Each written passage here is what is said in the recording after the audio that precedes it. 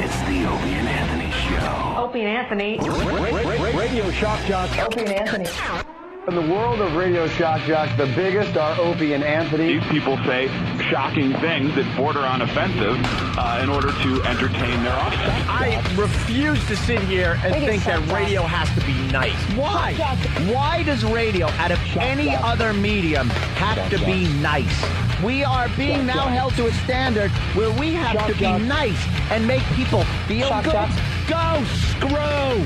Radio bad boys, Opie and Anthony. Controversial radio personalities, Opie and Anthony. Infamous DJs, Opie and Anthony. Talk show radio hosts, Opie and Anthony. Opie and Anthony. Opie and Anthony. Radio shock jocks, Opie and Anthony. Opie and Anthony. Shock jocks, Opie and Anthony. Shock jocks, Opie and Anthony. Opie and Anthony. Shock jocks, Opie and Anthony. Opie and Anthony.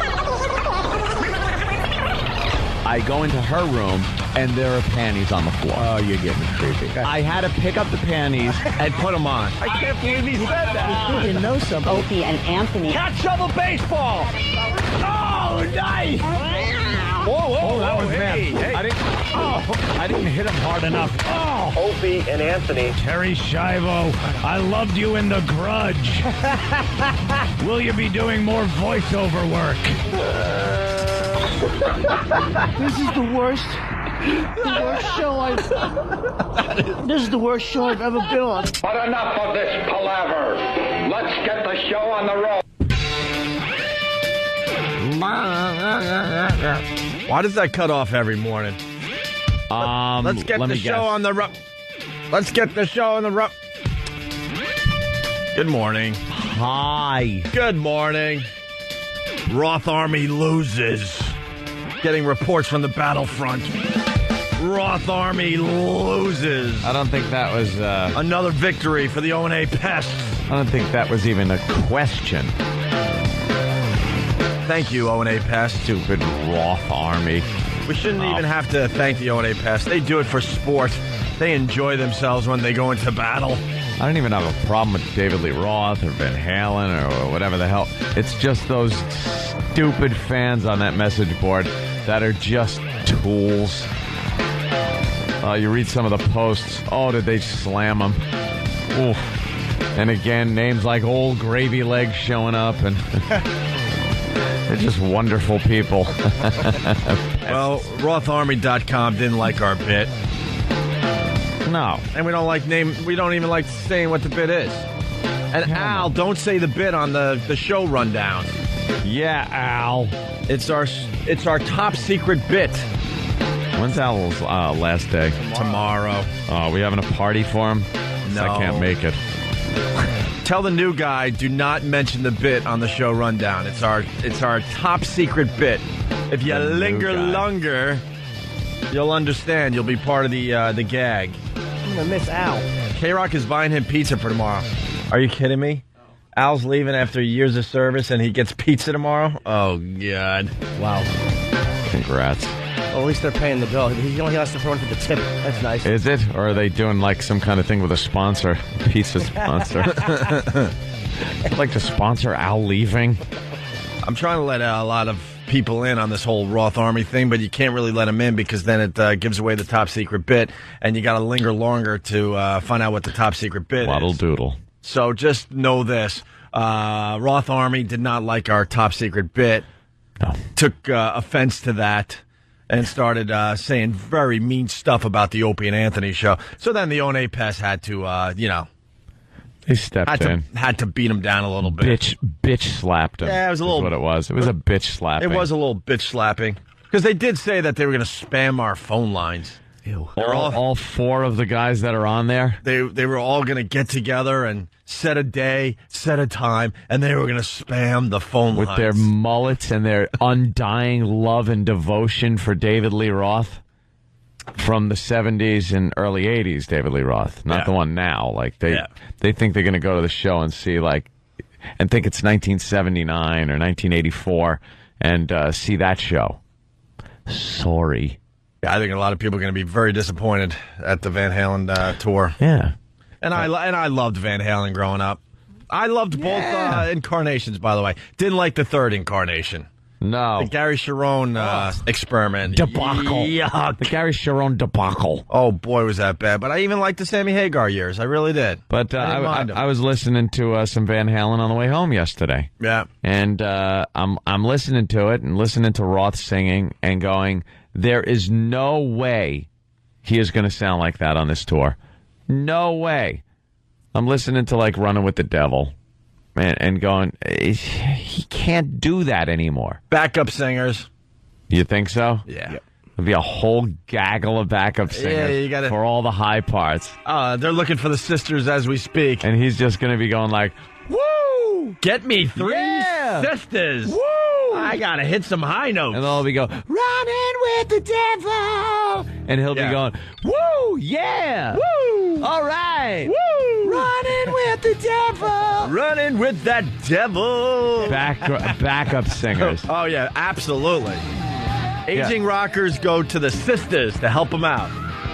And they have to do the scream. And they have to do that lame choreography where they go back and forth as they're singing. Listen to this. He could probably do this.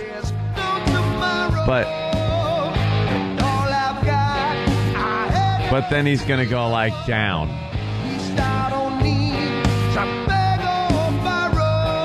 Here he goes. Face that Jim. That's what it's going to be. Yeah, come on, backup singers. There's a sister. And then he puts the mic out in front of the crowd. Yeah, running with the devil, baby. Woohoo. With the devil. Let me hear everybody say running with the devil. A lot of audience participation, you think? Oh, to hell get through yeah. some of the tough songs. And all those dopes with their mullets will be like, yeah, dude. And trading stories when they first saw him, dude. And up. Vince Neil, I saw Motley Crue and they were doing a show at the Hard Rock, and he was on a tour, so his voice was wavering a little bit in the middle of Home Sweet Home. Every time it was Home Sweet, the mic went right out to the crowd. Yeah. It was like, that was a smart move. Tonight, I'm on my way. No, ain't happening. Tonight. Home sweet home. Nothing worse than hearing an aged singer just totally blowing it. Just not being able to hit the notes anymore. Yeah. All right. Prime example is, Bobby Plant, Robert Plant. Just can't do it. He wasn't able to do it back in the 70s. I don't know. When Jimmy and I saw him do that Ars Confidential, man. What did he do? He was pretty damn good, and I got to tell you. But what songs was he doing? I don't remember anymore. New stuff that we saw. There was new stuff. New stuff, okay. No, then he did a little Zeppelin. Honestly, he didn't sound too bad. Was it tuned down? Because I've heard him go, been a long time since I rock and roll. I hate when they do that. It's like, what happened to the... Like, is that a little trick? So you know the business. They tune down a little bit? They tune way down. Yeah. Yeesh. What's that mean, tune down? Just do deeper? Yeah. It's like you take the original song and where it was, and then you take all the guitars and go...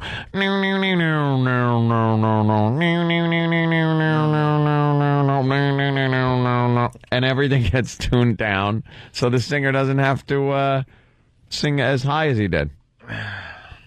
All right. Well, we invite the spammers. You got live Robert Plant? All right, let's hear some Robert Plant live. Okay. This was from XM? Yeah. 2005. We saw him warming up. Yeah, we saw the warm-up for this.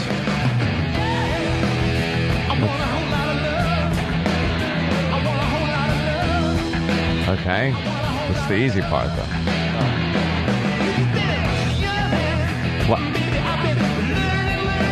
What happened? Where's that? All the man. That isn't the song. That's what I'm talking about. Oh, shut up. No, I love it. No, you don't. No. Anyone could do this. What happens to Way Down Inside? Woman, you need...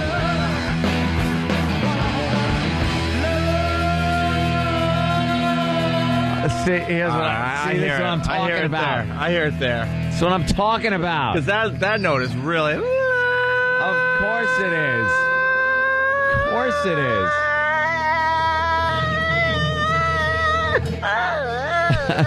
Perfect.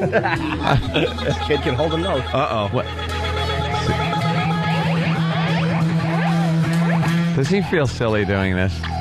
Does he feel silly? No.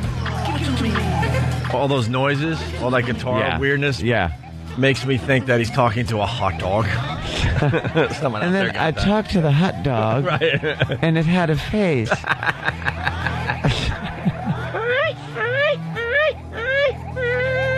All right. I like when they sing weird live. No, you don't. I really do. Let me tell you why. And I don't want to hurt you. No, you're right. 'Cause you're a fan of Ozzy. You're 100% right, and I like that. I've always loved that since the 80s. He cannot sing live. And not never, but he would blow his voice out drinking and stuff, and I would always kind of like because he was dyslexic, he would miss verses and screw up lyrics, and I love that. There is nothing more impressive than seeing a band where the singer sounds exactly like the recording, because then you're like, wow, this guy didn't know studio tricks. He didn't blow out his voice in 2 years. And it sounds great. That's what I like here. I'm a fan where it sounds like 90% like the record that you hear on the radio, and then they fool around for maybe 10% of the song. No. Just to give you a little extra because you paid the big price for the ticket. Extra. That's not extra to me. Maybe a little extra guitar solo, something a little, maybe something like that. Maybe extend the song just a little bit. The music's one thing, but the vocals completely another. I told the story of seeing Bob Dylan back in the day in Rochester when I was working up there. First of all, the guy I know he's a legend. In the words of Jim Norton, I get it. But he didn't acknowledge the crowd, didn't acknowledge his amazing backup band that was like Paul Schaefer. And, Paul Schaefer got all these musicians together for Bob Dylan. Dude, man, an hour and a half into the show, I didn't recognize one song, even though he was playing all the hits. Yeah. We had to, talk amongst ourselves going, I think that's like a Rolling Stone, but I'm not really sure. Completely changed the entire arrangement. Why of the do you song want to see that? To the point where it was unrecognizable. That I hate. You're going to see an artist that you enjoy his music, and then they play the songs that you enjoy, and they don't sound like the songs. That is it's you can't do it anymore. Yeah. It's like any other job. If you get to the point where you can't do it anymore, you got to go. We saw Billy Joel a few years ago, and my agent took me and Bobby Kelly backstage, right? Just to say hello really quick. And did you get him and Bobby Kelly confused? They're both big fat messes now. Yeah, and Billy lost all his hair in the last 2 years. Wow. Oof. Well, I did drag him away from the bar so you could get a picture with him. Well, this is Elton John's show, so it was like Elton was on, so Billy had to go back on. Right. This was like in between his sets, at the Meadowlands, and he had a bag of Fisherman's Friends, and you know how strong those things are, and he was chewing them one after the other. I guess that's how he keeps his voice like fluid or whatever in between, or he keeps it high. But he was just chewing them as we all. Wait, chatted. what is that? Fisherman's Friends cough drops. Oh, okay. They're really strong cough drops, and you suck on them, and if you bite, he must be a constipated mess. Those things are supposed to back you up pretty good. Yeah, he was chomping on cough drops. Ugh. Yeah, he really, but he sounded great. Well, there are people like, whether you like the bands or not, but Aerosmith. When they put on a show, they sound like their records. Well, Steven Tyler still Steven Tyler can still hit notes. They got a backup singer that also plays keyboards that is, he's one of the unsung heroes. Mm-hmm. They put him off to the side. He plays the keyboards and has a great voice. He does all the high harmonies over Steven Tyler's voice. You know what I love when you see a legendary band and you see the guy in the shadows? He's not good enough for a light. Someone in the shadows doing a lot, though. They're doing everything. Yep. There's pretty much a lead guitarist, just off stage in the shadows. Well, Aerosmith got into a lot of songs where they were playing there was a lot of keyboard parts and samples and things like that. So they picked up this guy and he sings all the high harmonies. So when you hear all those high harmonies, it's this guy. Right. And who he is, I don't know. Hey, I'm hearing Sting, still hitting the notes. I'm hearing Police. Sting sounds great. I'm hearing nothing but good things from the Police tour. Yeah. The comeback tour they're doing. But some of the people, oof. Yeah. But anyway, to bring it all around, we invite Roth Army to spam our phone lines. I don't know what we're going to do if that day, comes to us. The show will shut down. Of is what will course. happen. We'll have to concede defeat What do you think the they're Roth Army. What do they think is going to happen if they spam our phone lines one day? We'll take their calls. They'll just give us great radio, man, for an hour until we get bored with them, and then we go goodbye. See you later. We're moving on to other things. Jimmy's mic is not low. Jimmy decides to step away from the mic a lot. Oh, do I back away a lot? Yeah, sometimes you're like kind of. He doesn't want to chew into the mic. I'm not chewing. Oh, you're not? No, I'm just drinking coffee. You have some lovely blueberries. I'm not eating one. I actually must be tempting. I actually turned Jimmy's mic up higher than Anthony's and myself. My mic. Why do you do that? No, see, even when you're back that far, you talk like you're on the radio. Look. Why do you do that? No. Why am I? You turned my mic down. No. Why did you turn my mic? No, we have pal talk. They see that you're 20 feet away from the microphone. Oh, that was stupid then. I've never had good mic technique. Like, I'm not as bad as Eric, who will just actually have a 4-hour conversation, like, with the mic behind him. And like you'll ask Eric a question, like, for the air, and he'll be like, well, I was going down. It's like, Eric, Mike. There's a microphone. We're not just talking amongst ourselves here. Hey. But a lot of times I kind of lean in like this and talk and then come back and wonder why, Leave E-Rock alone. I love you. Wow. Leave him alone. Eric, I got to tell you, man. Did you send that email just to me last night? Uh-oh. Dear Opie. I'm a crack addict, and you're handing me crack. Do you understand that? Yeah. Dearest Opie. I'm trying to be a nice guy, and in the middle of the night, I get an email from Eric that I read this morning when I got up that he's very, very depressed because... Oh, no. All right. Here we go.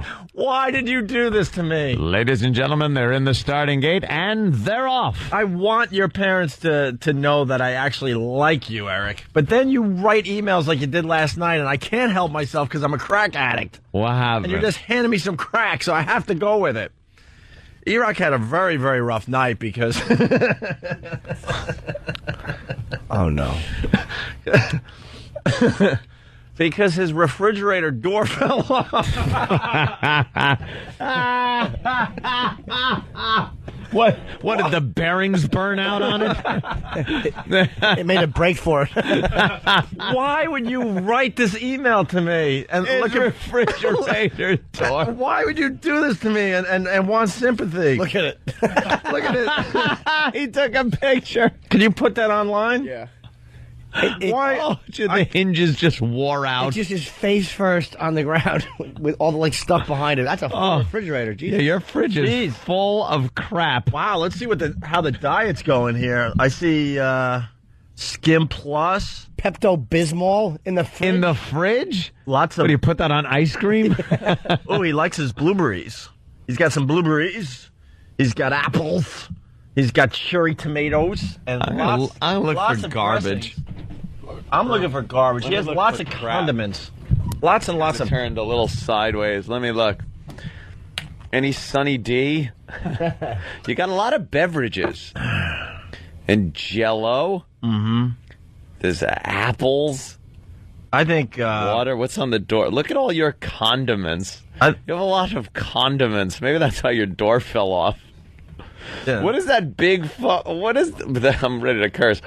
What is that big thing over the Pepto-Bismol? What? The yellow thing? That's mustard. Oh, Breaks. That's butter, right? Breakstone. Is that butter? Breakstone's butter, right? Or some kind of butter product? Oh, no, it's the little compartment. Okay. Now, how did this happen, E-Rock? You were... Let me ask you. Here you go. I could leave. I think I know what he did. Like, whenever he opens the refrigerator, he's so happy. He says, baby, make a Friggy ride. And he hops on it, and he goes back and forth. And his girlfriend has to go, could you please get off that? You're going to break it. Hey, Bert, listening on WISP in Philly, he can replace the fridge door with a Foundry Music logo. It's certainly big enough. No. I was trying to drive traffic to his gastric bypass surgery. Driving traffic to the CRISPR. I wake up around 4:15 in the morning, and I go right to my BlackBerry and read some emails. The boys got the news stories for the day and stuff like that. Yeah. So I'll sit on the bowl and I'll do a quick scroll through my email, and I'm reading this and I'm barely awake and I'm laughing my ass off. I'm like, why would he do this to himself? Did it almost hit you or something? No, I wasn't even in the kitchen. I was in the other room, and I just hear this loud crash. I could see that the bottom hinge pulled out, so the whole thing fell down from the top hinge and just hit the floor. How about we do this? After the break, I'll read the email that Eric sent me, and we'll get into this a little bit so people can wake up a little bit before they call in with their E-Rock abuse. You're crazy, man. To the Nagels, I really do love your son, but he makes it way too effing easy. It's Opie and Anthony. Our phone number, 877-212-O&A. You're checking out Opie and Anthony. Some people are saying that the Roth Army might have something to do with the refrigerator door falling off the refrigerator at E-Rock's pad. People are saying they're very suspicious of the Roth Army. Damn. It's the O&A virus spreading across America. Good morning, Philly. Hey, Philly. Look what I just did. What's up, Philly? You went local, right to Philly. That's right, I did. We had a fine meeting with the folks at WISP yesterday. I say hi to Boston. Yeah, you're going to be in Boston today. Jimmy's going to be at Barnes & Noble, Boylston Street, 6 o'clock tonight. Yes. He's also doing Toucher and Rich at 4 o'clock this afternoon. Yeah. For everybody in the Boston area. Check out little Jimmy Norton on WBCN at 4 o'clock today. Right. What's up, Chicago? How are you? All right, Syracuse, relax. I say hi to Tucson. Why would you do that? Because I'm going to be in Boston later. Oh. Got an N at the end. Makes perfect sense. Phone number 877-212-O&A. So here's the email that E-Rock wrote. Subject, Sears. Sears? Subject, Sears. All right. I now hate this company, he writes. Oh. This is E-Rock's words. They effed me over repairing my fridge. The door fell off yesterday while I was in the other room. Out of nowhere, period. Okay. I took photos of it. They were supposed to come between 1 and 4 p.m. today. They called me at 5:30 and said the tech can't make it and they don't do repairs after 5 p.m. Tomorrow's kind of full, so we have to reschedule for another day. So 2 days now with a broken fridge, and everything had to get thrown out. Eaten. E-Rock. You called them after the door fell off, apparently. You didn't see this coming? No. The door wasn't loose? No, it was actually working fine. And then a few hours later... Because it looks like the lower hinge bracket pulled right out of the fridge itself. Yeah, where the holes are for it is kind of pulled out and stripped. But it was working fine. They're going to blame you, man. You got a lot of stuff on your door. On your refrigerator. You really have a lot of stuff on there. I don't think it's meant for that much weight. I've never seen so many things on a door. Yeah, there's a lot of stuff. And I bet you cram it in there so you're pushing down on some things to make room. Is that it? Told you what he does. What he does, he'll pick up a condiment and start drinking like ketchup, and Big Boy takes a friggy ride until his girlfriend walks in and smashes him with something. A friggy ride. All right, so everything got to get thrown out. I spoke to a manager and complained, to which she said, okay, sir, we'll just cancel the appointment then, and that was the end of the call. Wow, they said that? Like, screw you? Yeah. Why are they... screw you! Why are you blaming Sears? Is this a new fridge or something? No, it's about a year old. And I called them, saying the door fell off. They couldn't have cared less about trying to get a repair guy out there. Of course not. It's 2007. You don't send repairmen out. What the hell is this? I have 1955, where the guy comes in the white suit with the hat on. Hello. Yeah. How you doing? I think I saw a Negro in the area. Can I fix your door? I have a feeling that you just went Incredible Hulk on the refrigerator. You realized there was no goodness in this damn thing because you're trying to stick to your diet, and you finally lost your mind and ripped the door right off. No, that wasn't the case. So wait, when you complained that they were going to take too long, they just canceled it? Yeah, pretty much. Just... Because they said, well, when I called Tuesday when this happened, they said, well, they're going to send somebody between 8 and 12 on Wednesday. I said, I can't, I'm at work. They said, all right, well, then 1 to 4. Do you have a time in 1 to 4 when they'll come? No, we don't guarantee a time. Okay. So I get home and I'm waiting. Nothing. Don't hear anything. 5:30 they call saying, oh, the tech just let us know he won't be able to make it out there and we don't do repairs after 5 o'clock. So I started complaining and they put me on with a manager. explained to the manager, and she said, "Okay, sir, we'll just cancel the appointment," because they wanted to wait another 2 days before they could schedule another appointment. Mm-hmm. So after you ate everything in the fridge so it wouldn't go bad, what'd you do with the door? Is it still laying on the floor there? No, I actually looked up to see what the laws were about throwing out a fridge. So well, you have to take the door off. Yeah. Done already. So kids don't get stuck inside. Yeah, it was. Yeah, we all know that. But it's only a year old, and it's just a problem with a door hinge. Yeah. How about the refrigerator? People put something inside that a kid could open. I mean, it's 2007. How about there's a latch in there where if you're stuck? There is no latch anymore. What do you There's no latch anymore. Those old refrigerators that used to go and you actually pulled a latch. Now it's just a magnetic seal. Could you get out now? Yeah. Oh, you could. Yeah, you just when you open the refrigerator door, you're not doing anything special. You're just opening it. Oh. Like in the old days, they had a latch, but now it's just a magnetic seal around that little rubber piece, so any kid could get out. But you still got to take the doors off, so no little kid crawls in and just goes to sleep and suffocates. Nora from Texas is suggesting that you go to consumerist.com. They love this S. And in the end, the company kisses ass the majority of the time. Consumerist? Consumerist. Why didn't you just get a Makita drill and drill the hinge back in? I mean, to have a refrigerator. Well, be a little handy. I didn't know how to do that, so... And that might void the warranty if you start drilling it. Yeah, well, what we did was we propped the door up and had dining room chairs angled at a way to hold the door into the fridge. By the way, speaking of the warranty... That's what you should have even when it is working. Yeah. Barricaded.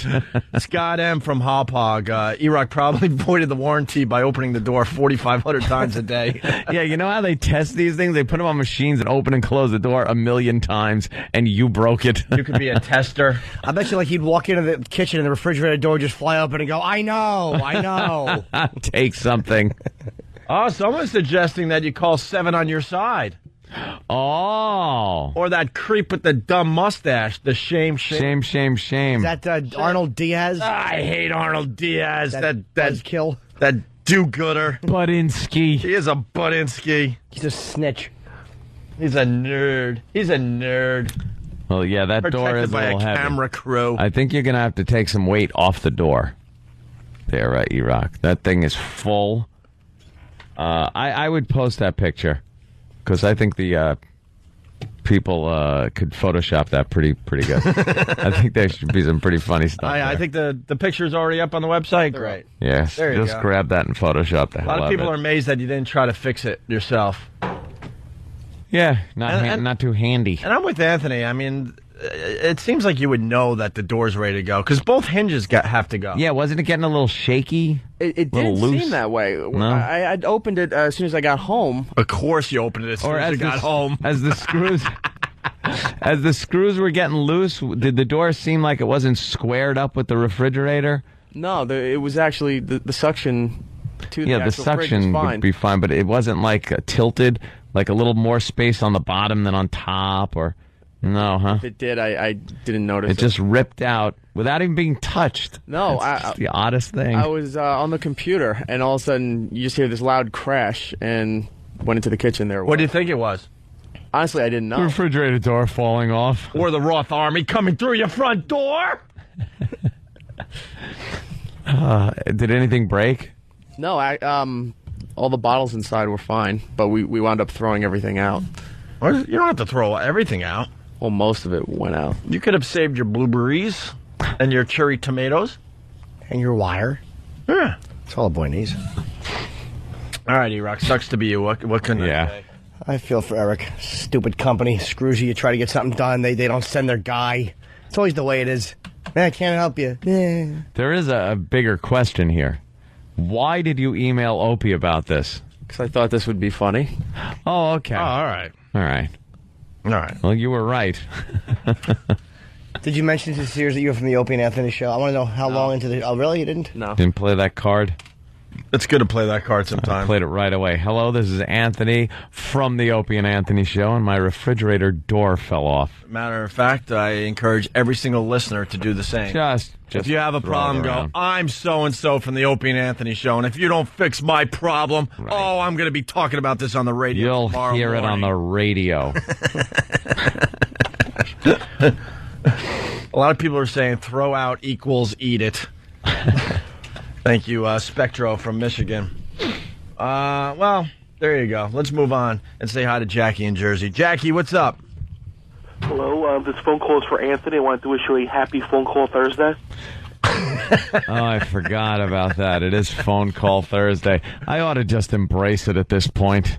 I mean, it's not going to go away. Huh? I'm the one who called a couple weeks ago comparing you to Fred Flintstone. So we have a kind of history, me and you, so I wanted to call and say hello. Oh, we have a history. He just wants to say hello. Call the police. Oh, and I also want to have a suggestion for a guest you can have on the show. I know you've been having trouble getting good guests. How about Ted Levine? You ever think about him? Ted Levine? Oh, I would love to have him on. He's from Silence and Lambs. Yes. Buffalo Bill. Right. So he's doing a TV show, so you think he'd want to promote that, so maybe, you can give his agent a call and... What? I'd love to have him on. Yeah, we would love to get that Just to say, what? That would be He'd be fun. Keep up the good work. All right. Let's say hi to Greg on Long Island. Greg, what's up? Greg. How you doing? Justine Jolie snuck over to E-Rock's apartment and took the door off. So you're saying Roth Army off the hook? Justine Jolie very suspicious in this whole thing? That's my suspect. Oh, because he spanked her ass. Yes. Right. So she decided to rip the refrigerator door off. Mm-hmm. All right. Let's say hi to John the trucker. John, what's up? Hey, what's going on, boy? Hey, Jane. Meow. Meow. See, that I won't accept. That hasn't... Mike in Smithtown, what's up? Hey, Fun Fact Thursday. That's right. All right. Well, last year everyone bitched about 4th of July being on a Wednesday.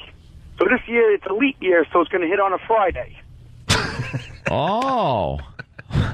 That is a fun fact.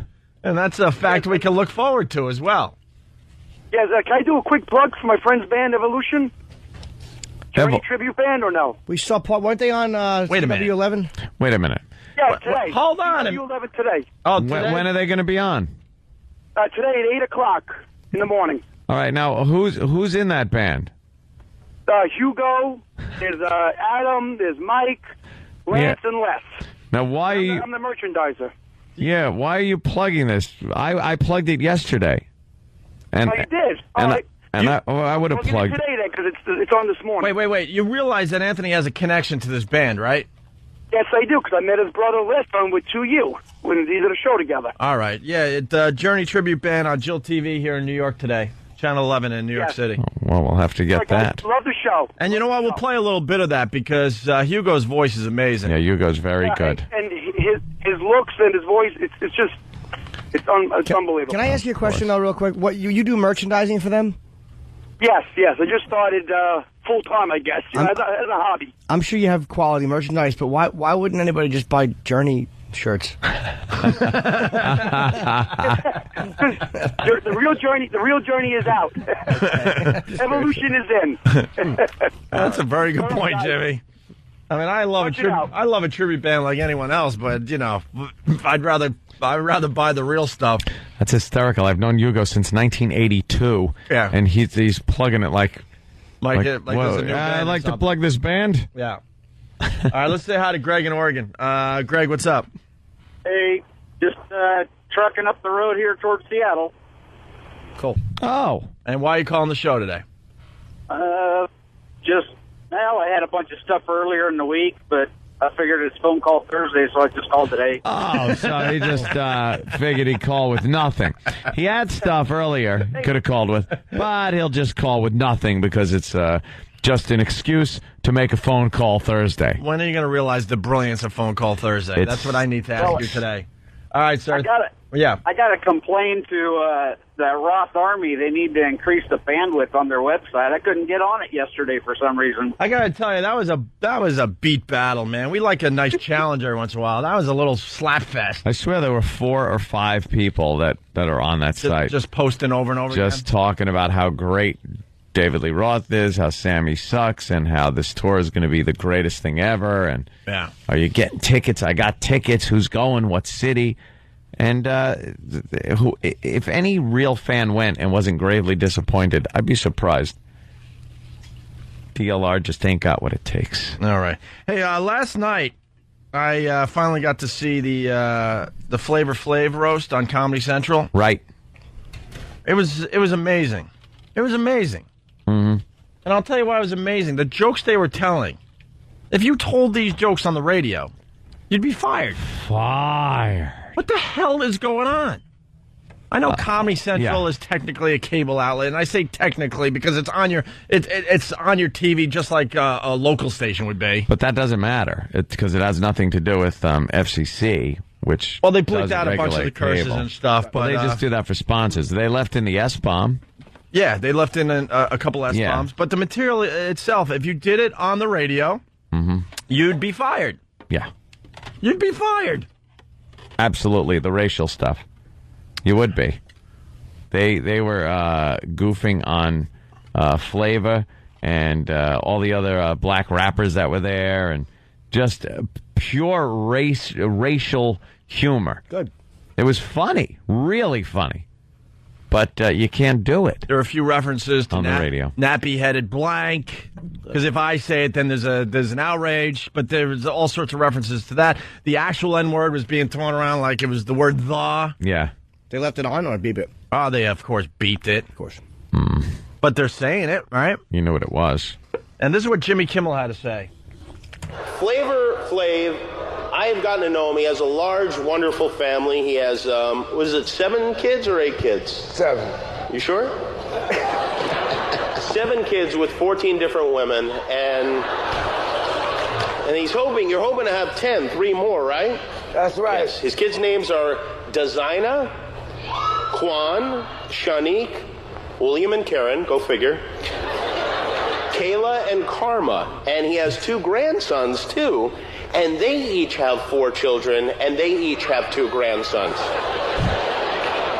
Flavor Flav is responsible for more homeless black children than Hurricane Katrina. Nice, right? Great joke. Nice. Funny. Great joke. Nice. That's funny. But radio guys, we're too scared to go down that road because, you know, can't do it. There's people out there that'll get you in trouble, and they'll blog it. Yeah. It'll end up on a blog. And then Kimmel had this to say. At the end of the night tonight, we're going to hold you down and give you a vasectomy, just for the good of the human race. Chris Benoit is a better father than Flavor Flav. Funny.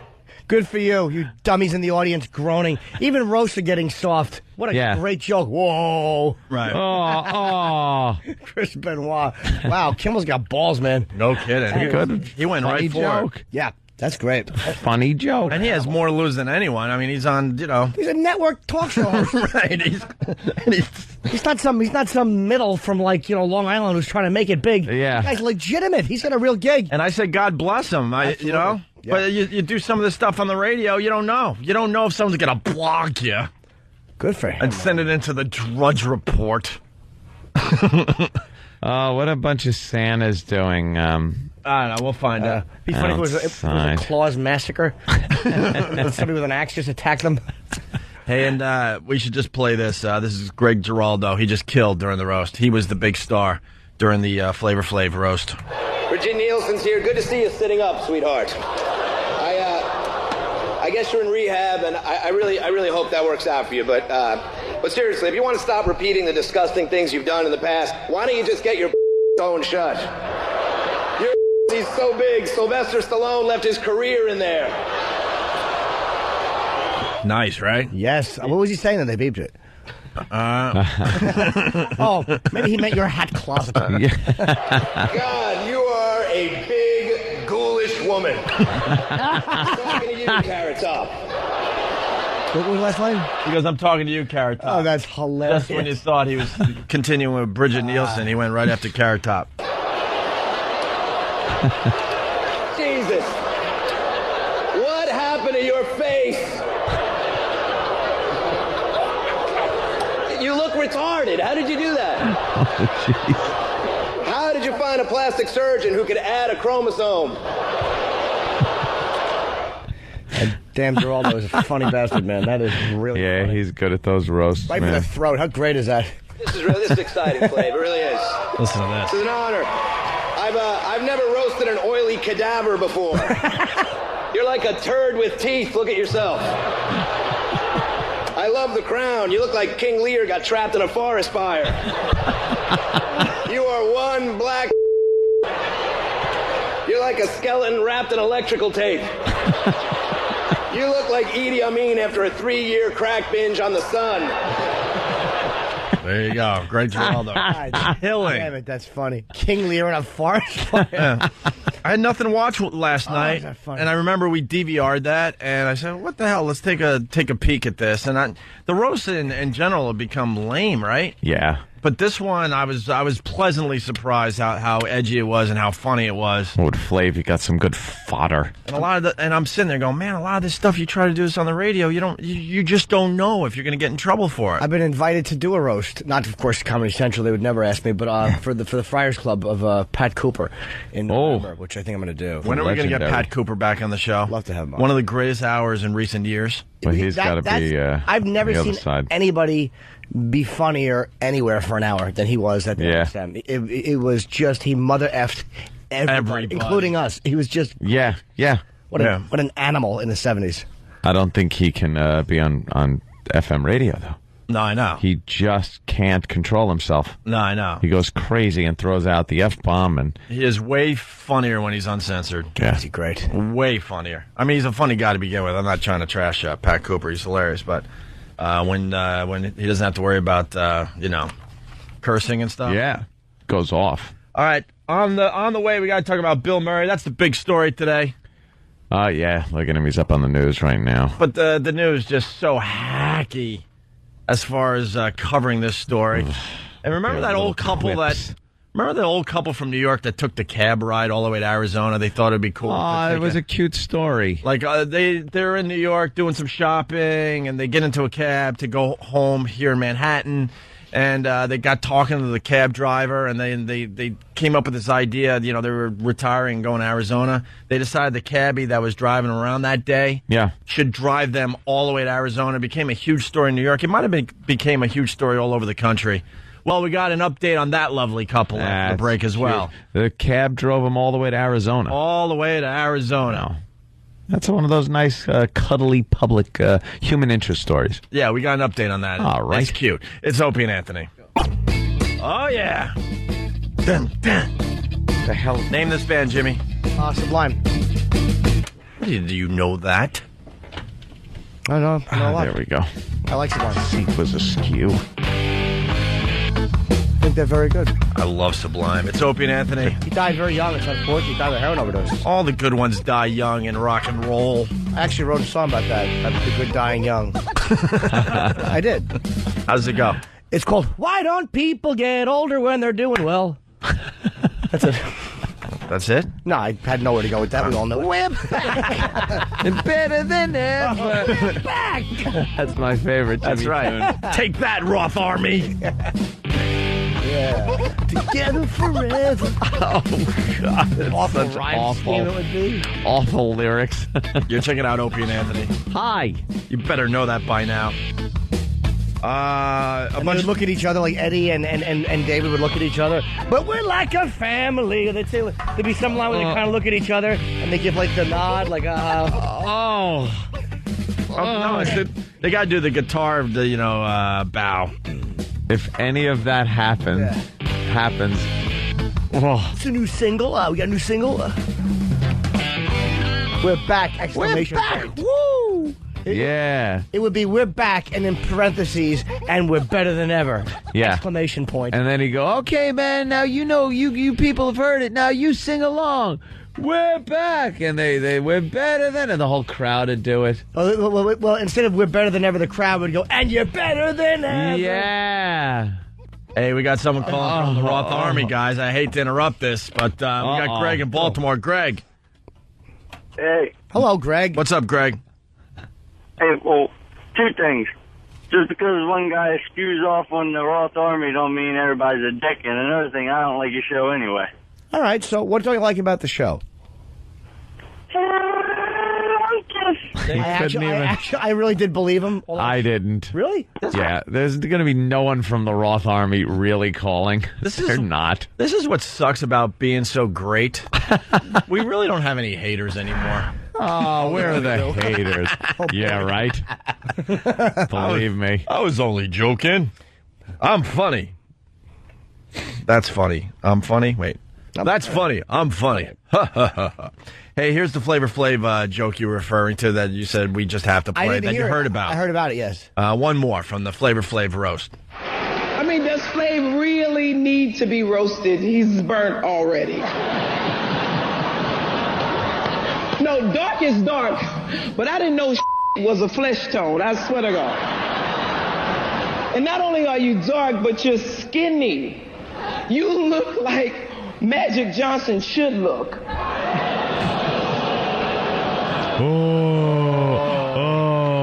It's Joe. Oh, boy, no, you didn't. That was some more, I think, Sam said. That is a great joke. Yeah, absolutely. So they did a great job with the roast, obviously. I really, really enjoyed it last night. Finally got to see that. Also, we got Thomas from Dallas. Are you going to play the retard werewolf bit again? I'm William, and I like kidnapping fat girls. You want to play that again really fast? We still don't understand what this is. I don't know what it is. But we should play it again. Yeah, why not? It's retards talking about werewolves. I wouldn't say it's retards. What? It's people with all sorts of handicaps. Because you got a thing in a wheelchair. And I say a thing because this person is maybe 1.5 feet tall in a wheelchair. Tall with twisted little Twizzler arms. And then you got the slow people. Then you got a little bit of everything here. Yeah. You got a guy that talks with the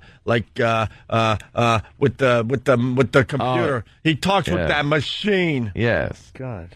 Like Stephen Hawkins. Yeah. Or Stephen Hawking. Stephen Hawking. Hawking. He's hawking. All right. Well, without further ado, they're doing some kind of performance art about werewolves. Performance art. We love this clip. I am the werewolf. Help! Werewolf in London. Werewolf in Paris. Werewolf has fun. Werewolf is cute. Werewolf is gothic. I turned myself into a werewolf. By 2 demons. Werewolf is boys. Naked. Favorite. I like to make werewolf movies. I fight vampires. Werewolves like to howl. They meet in the jungle after dark. Every night I turn myself into a werewolf.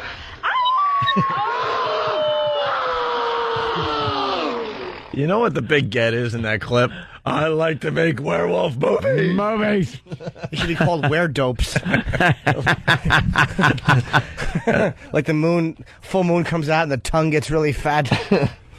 A bunch of the faithful listeners, I'm sure they heard that one. But then we found another clip yesterday where this performance group introduces themselves. They say their name and what they're into or what they like. What they like, yeah. This is just terrific. Here we go.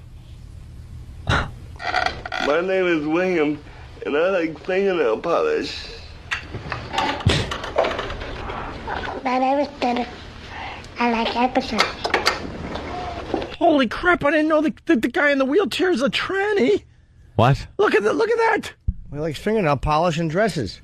Well, he's in a wheelchair wearing. Oh my God! The blonde. He has a blonde wig, and he has that little skinny quado arm. Yeah. Oh wow! Yeah. His arms are like little skinny quado arms. Ew. He's awful. He's in a wheelchair where he's got to move it by just like with the joystick. I mean, he's a mess. He can't really move that much at all. But he's wearing a really bad blonde wig. He's wearing a really bad dress, and he's got fingernail polish on. That means he had to say to somebody, "I'd like the blonde wig," and they actually accommodated him. Yeah, gave him the blonde wig. They should have put it on backwards. Here, stupid. You're like Cousin It now. Wow, I didn't know he looked like that. My name is William, and I like fingernail polish. Polish. My name is Dennis. I like episodes. My name is Debbie. I like antiques.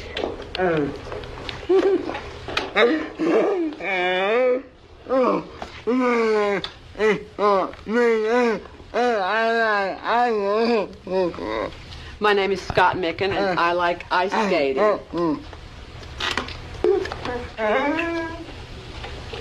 My name is Travis, and the Moose Star. My name is William, and I like fingernail polish. Yeah, we know. Yeah, we know William. He's a hack. Enough about the fingernail polish. And I like bears.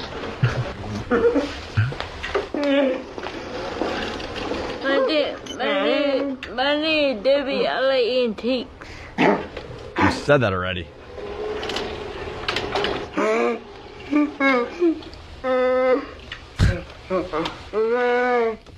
Well, he likes something. What is that little thing? That little thing looks like a South Park character. That little come to thing. life. That can't be real. That's real. That's what I'm saying. He's like maybe a foot and a half tops in a wheelchair. It's like baby man. It looks like a baby. It's not a baby though. It's not a baby. No. That really does look like a little child. That is so screwy. You could go to YouTube and punch in Special Poetry Slam intro. Just punch in No God. My name is Scott Micken, and I like music. It's not about you. Me Hey, too. fellas, I like beer. It's good for you. My name is William, and I like to wear dresses. All right, William, enough. We know, Bill. We know you're fruity tooty fruity. Bill just wants to be pretty. Yeah. William just wants to be pretty. Yeah, well, there you have it. More from the werewolf people. See, when you're retarded, you're not good at sending subtle signals. Yeah. You know what I mean? Like, I like to feel sweet, or it's just, I like dresses and wigs. Fingernail polish. Yeah. I like to bob for apples in a guy's lap. Right, William, could you hint? Also, we got a Michael Vick update. They might be killing, 500 dogs today? 500? Stop. 50? How many? I think 50. How Something many like dogs? that. Why? Unless they're adopted today. Because they can't, they're not like the little shelter.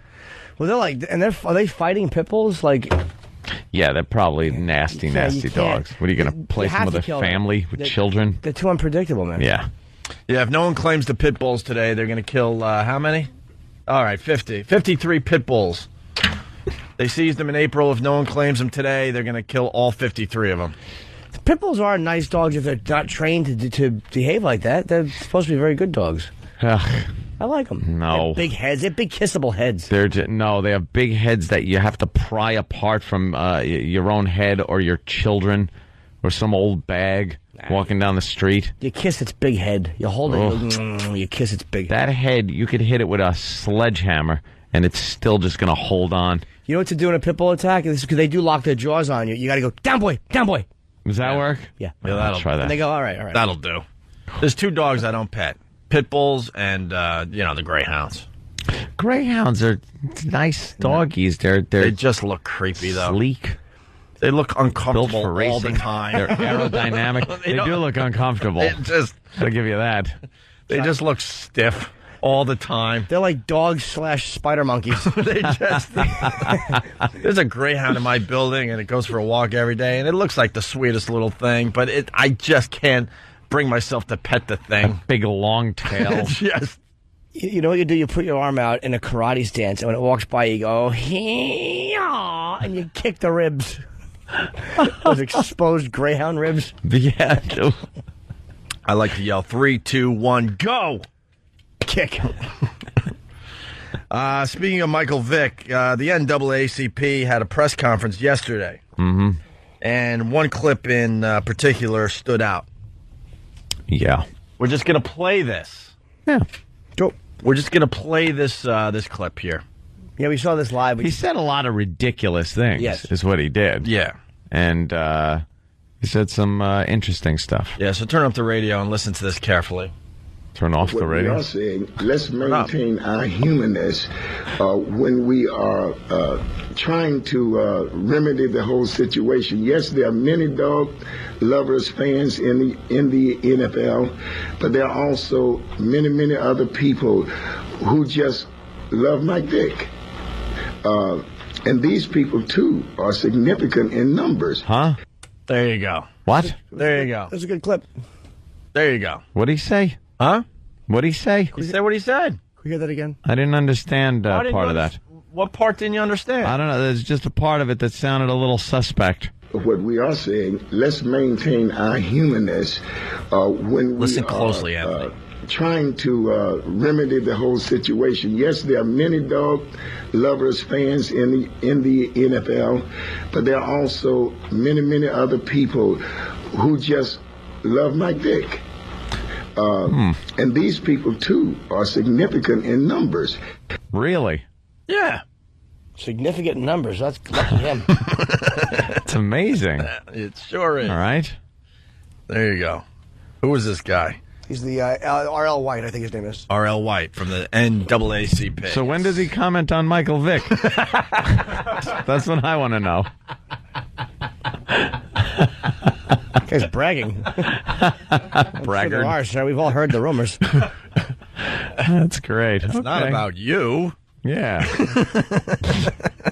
What's this now on CW11 joining forces? They got Axel and David Lee Roth. Yeah, they're David Lee Roth. No. I think I saw Ted Nugent. No, it's Axl Rose and Sebastian Bach. Oh, okay. They're just singing on each other's albums. That's about it.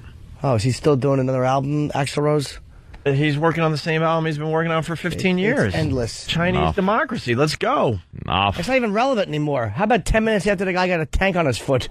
That'd be a good time. Old tank chest. I think that's when he decided to write old tank chest. To write Chinese democracy, and we're just waiting for it to come out. I know. Any day now. Come on. I heard that they're going to follow that up with the Berlin Wall album. God, you asses. Hey, it's Fun Fact Thursday. Let's say hi to Chris on Long Island. Chris. Fun fact? What's up? Hey, what's up, guys? Hey, love fun facts. I got a fun fact for you. All right. Did you know Bert and Ernie from Sesame Street were named after Bert and Ernie, the cop and the cab driver from It's a Wonderful Life? I didn't know that. It might be a fact. It's not fun? I don't know how fun it is. What's wrong? That's fun. It's an interesting fact. I like Chris's fun fact. Let's say hi to Andrew in California. Andrew, what's up? Andrew. Hey, guys. It's Phone Call Thursday. Oh, yes. No, I thought you had a fun fact. So what do you have for the show? Well, I just wanted to say if Michael Vick was in a place where I'm done. Bye. It's okay. It's all right though, Andrew. It's Phone Call Thursday. You don't have to bring much to the table on Thursday. What did he just trip on the way out the door? He just kind of he had something in there. Dennis in Boston, what's up? Hello, I have a fun fact for you boys. I love fun facts. The longest recorded flight of a chicken is 13 seconds. Really? Well, apparently so. I also have one fact about werewolves. Yeah. And they meet in the jungle after dark. Yeah, we'll take your werewolf facts today as well. Oh. Yeah. Thank you. If you like to make werewolf movies, we want to hear from you today. Speaking of Boston, don't forget, Jim Norton's doing his last book signing at the Barnes & Noble on Boylston Street at 6 o'clock. Yes. And he's also doing Toucher and Rich's show at 4 o'clock today on WBCN. Make sure you listen to Jimmy on BCN this afternoon. Are we going to do a little update? Oh, yeah, here we go. The update on the couple? Yeah, the couple that were retiring Yep. and took a cab This is one of those fun human interest stories where the news picks up on it, and they decided to take a cab all the way out to Arizona to retire. It's usually the last story they do on the news. They after giving you 28 minutes of horrific things, they leave you with something kind of nice. And what are they, like hardcore New Yorkers? So the cab thing is very hardcore New York Yorkers retiring to Arizona. They took a cab ride after shopping back to their apartment here in Manhattan. They got to know the cab driver. I don't know how, because most cab rides are, 5-10 minutes long. Yeah. And they put this plan together that they would use this cab driver to drive them to their retirement home in Arizona. Cute story. Took them a couple days, right? 2 or 3 days on the road in a cab. Could you imagine going cross-country basically in a cab? Can you imagine driving 2 old people and having to listen to their awful stories? Let me tell you about my grandchildren. You did that back at mile marker 37. Shut up. You babbling burden. Would you like to hear the update? Yeah, please. Stupid, fun part. Oh. It was the adventure of a lifetime, moving across country in a city cab, but just 4 months after she pulled up stakes in Queens and arrived in Arizona to great fanfare, Betty Matas has died. No, she's dead. Victim of the Molyneux. She was very badly raped, you see. Good evening.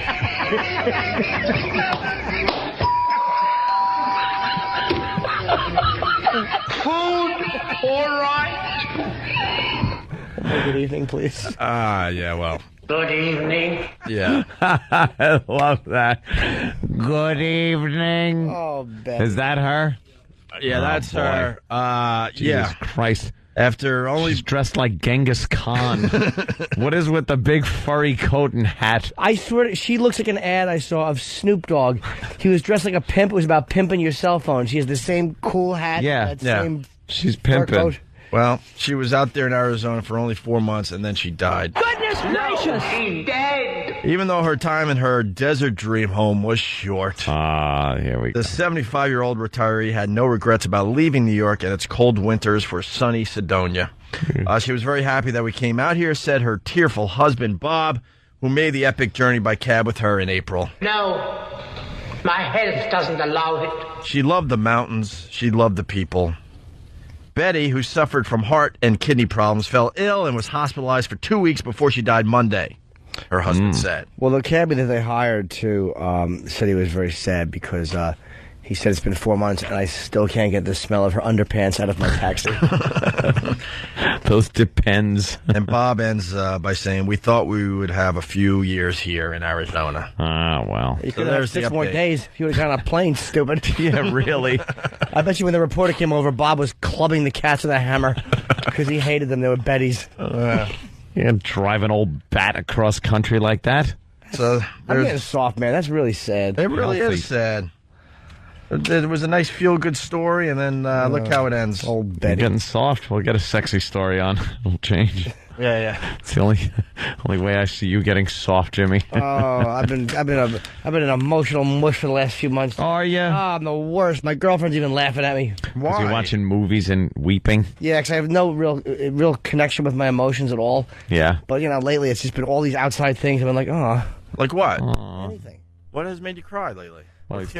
Crash, which I've seen before. I was crying watching everything I've watched. Forrest Gump, you're choked up at when the little kid was that it? That was a long time ago, though. Anything I'm watching lately that's been sad. I've been like, ask him if he's stupid. Yeah, he's stupid. Yeah. Is he stupid? It would have been funny if she said yes. He's even worse than you. Turnip root brain. All right, listen, we got to clear the phones, because a lot of people try to call in with their werewolf facts. If you like to make werewolf facts, well, if you like to make werewolf movies, we want to hear from you today. My werewolf movie.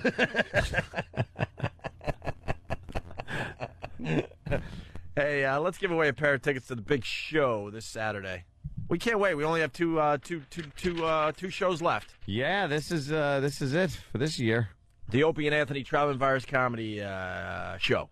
Yep. I don't know if we're doing it next year, to be quite honest with you. We might take a summer off. Really? We might enjoy our summers next year. So we can have a summer? So you got 2 last chances to see the big show before we maybe rest it for a year. You know, we might or want to maybe do come that. up with a new concept. Because if I could tell you something here, July 4th falls on a Friday next year. Yes. So we might want to take advantage of that. Yeah. Instead of having to do a road show, we could have fun with it. I don't know where I heard that, but July 4th is on a Friday. Oh, okay. Mm-hmm. Spatial endeavor. Yes, spatial endeavor. Chocolate rain. Boozy, boozy, bop, city bop. There you go. They want more sounds on the show. So there you go. There it is. There's your sounds. Boozy, boozy, bop, city bop. All right, so we might have a little surprise for the PNC crowd. Is it Friday? Huh? Yeah, it is on a Friday. That was the guy's fun fact. Of course, I know that. But our show is on a Saturday because now you're confusing everybody. We might have a little surprise for the PNC crowd. Talking about next year, dummies. Well, we got 2 shows left, so we might have a surprise for PNC, and who knows, maybe we have a surprise for Camden down the road. I like surprises. Well, we do have a pair of tickets for Saturday's show. 8 or 9 comedians you know and love from this show. It's going to be a great show this Saturday. We got, I believe, Jill Nicolini from Jill TV making an appearance. And other things in store. If you want to go and you don't have tickets yet, it is Saturday, of course. We got a pair of tickets courtesy of Blades of Glory on DVD in stores everywhere. Tuesday, August 28th, we'll take a random caller right now. Then we'll clear the phone lines so people could get through with their werewolf fun facts. I'm sure there will not be one whip 'em out chant when Jill hits the stage. No, they wouldn't. Not at all. No, they wouldn't do that. Oh, they would never, ever do that. And I know for the Camden show, Is Tom Alive will be on that stage if he's still alive. Tom from Is Tom Alive? Yes, his first public appearance will be on that stage in Camden. And I'm sure the Philly crew will just be very, very nice to Tom when he hits the stage. We should make him smoke when he's up on stage. Just make him smoke a whole pack of cigarettes. How about we just bring out a Stairmaster? And have him smoke. Our phone number, just in case you don't have it, if you're trying to get the tickets, 877-212-ONA. It's Opie and Anthony. Good morning. It's Opie and Anthony. Why is it just so captivating watching nude women at home sleeping? That's so much hotter than, like, hardcore porn sites to me. Damn, Pal Talk is amazing. That is so much hotter. Really? Yeah, that's my thing. Like watching sleeping women. No, well, no, I don't like the. I like watching like real girls in real situations. Yeah. The dollied up porn stars and stuff doesn't do much for me. I'm telling you. I'd rather see a nice looking girl in her home environment, just kind of like nude in bed, or people that topless stream. in bed. People that just stream a porn movie on their camera doesn't do as much to me as what we're looking at right now. I shut the thing right off because I could care less. I could get that anywhere. There's just something about a girl in bed, naked, and a boobie her pops boobs off. are popping out from under the covers because it's like you're there. Look, okay. Look, I'm gonna go sideways here. I'm gonna tilt my there. There we go. There. Now I'm sideways. She's laying down. Look, it's almost like I'm laying there. I think I'm gonna feel a boobie. Boop boop boop. Boop boop boop. Kevin from Connecticut on Pal Talk. Opie is a voyeur. I'm absolutely a voyeur. Love the voyeurism. Love voyeurism. Got in trouble with the girl last night because we got a building that's very close to ours, and man, there's a show going on. I told you about my nephew and niece checking out young kids bathing. Young kids checking out young kids bathing. There was something really creepy about that, especially when my niece yelled for her father to check it out with her. And I'm like, I think there's something wrong with this whole thing. I'm not really sure why. Yeah, it's creepy. Yeah, when there's kids bathing and the whole family pulls out binoculars. Yeah, it's not. No binoculars yet, Jimmy. And that's why I got in trouble, because last night I'm checking out the windows. I'm like, yeah, that window down there, that's where the mommy was showering when Jamie and JD were here. Whoopsie. And then I'm like, and look what's going on there. They're making dinner there, and there's a dog walking around that apartment. And I go, you know what? We need binoculars. I'm like, oops. I need to see this better. Right. What do you mean you need binoculars? Just saying, so we can, get a better look at this building. Got to make sure everything's on the up and up over there. She comes into the living room at 3 in the morning. There's like binoculars and a drilled out cantaloupe. What are you doing here? All right, what else is America talking about today? Well, I'll tell you what they're talking about. Rangers scored 30 runs last night in a baseball game. 30 runs, a modern-day record, they call it. Yeah, what was the final score? Rangers 30-3. The Rangers were losing 3-0 after the third inning. And then they end up scoring 30 runs. Wow. And what did they win? 30-3 or something like that? What was the final score? 30-3. 30-3.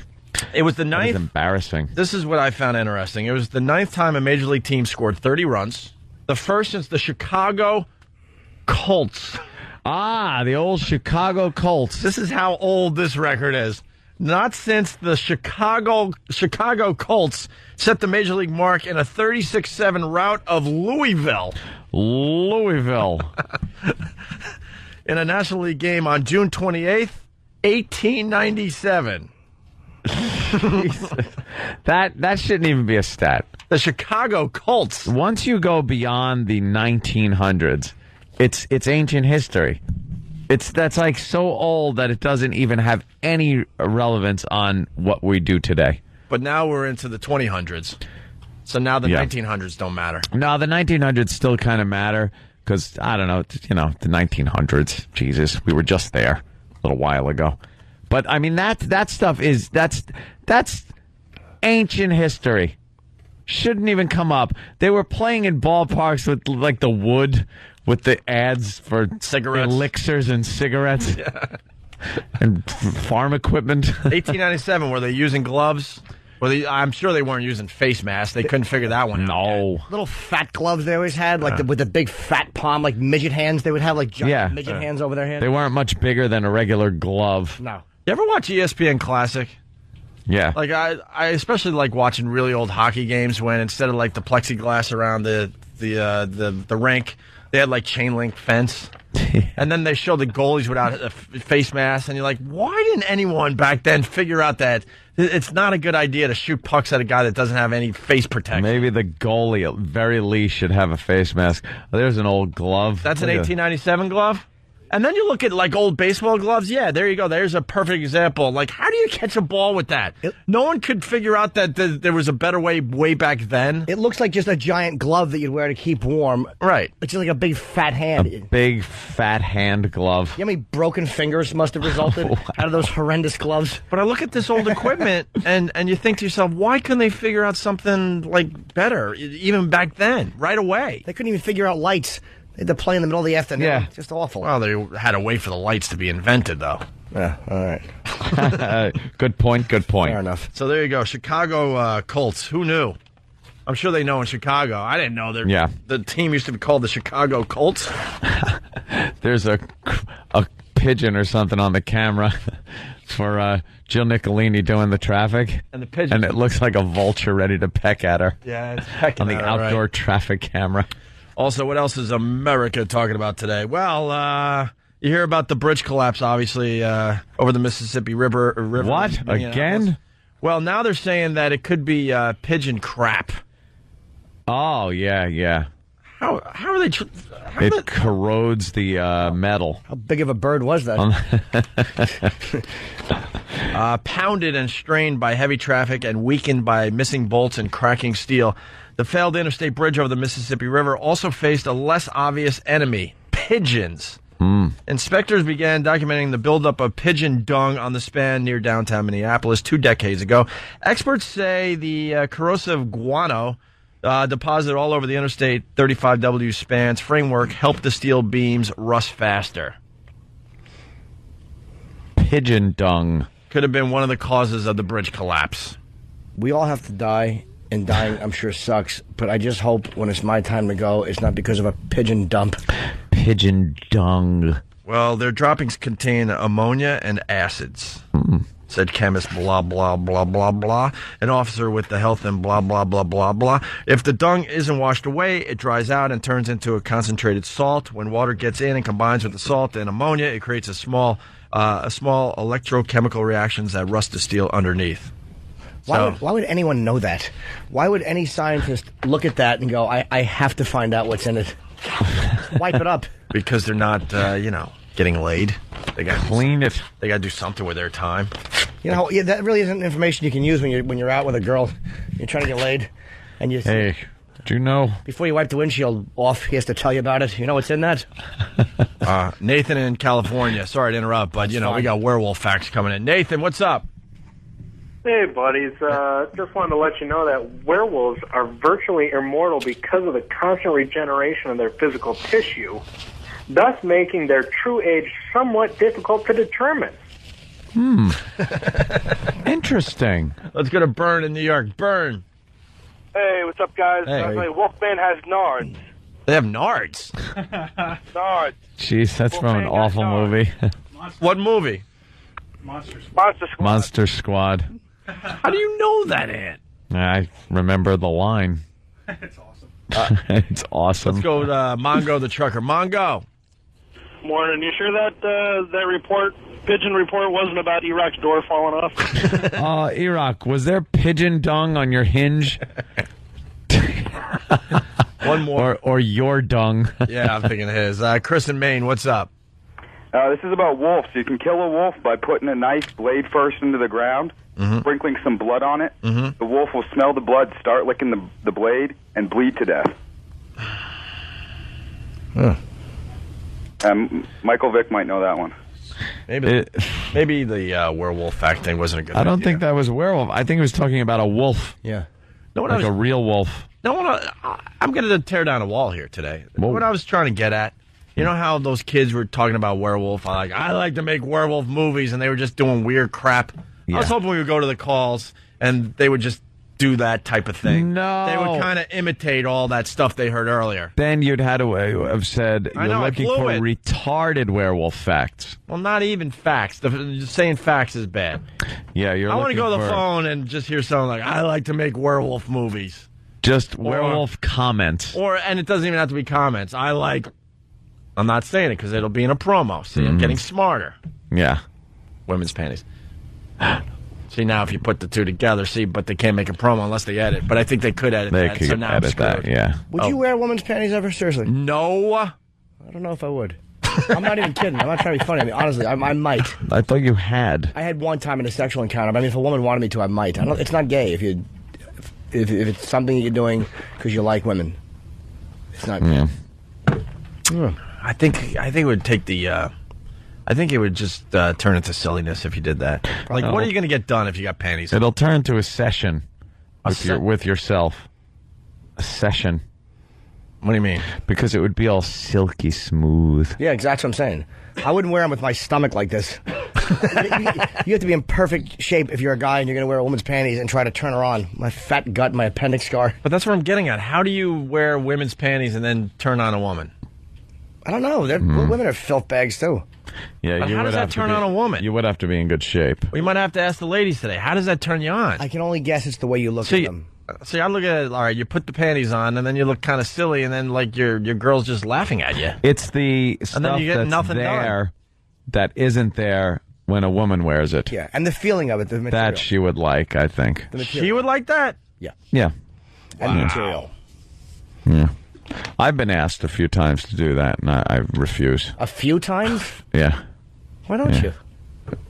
Because I'd look silly. So what? I'd love to be asked. I'm not going to do that. Who asked you?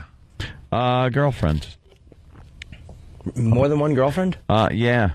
What kind of little light course. body do you have that more than one girl said that would look good in female underpants? Anyone else hoping he was going to say his mom? I would love that. Yes.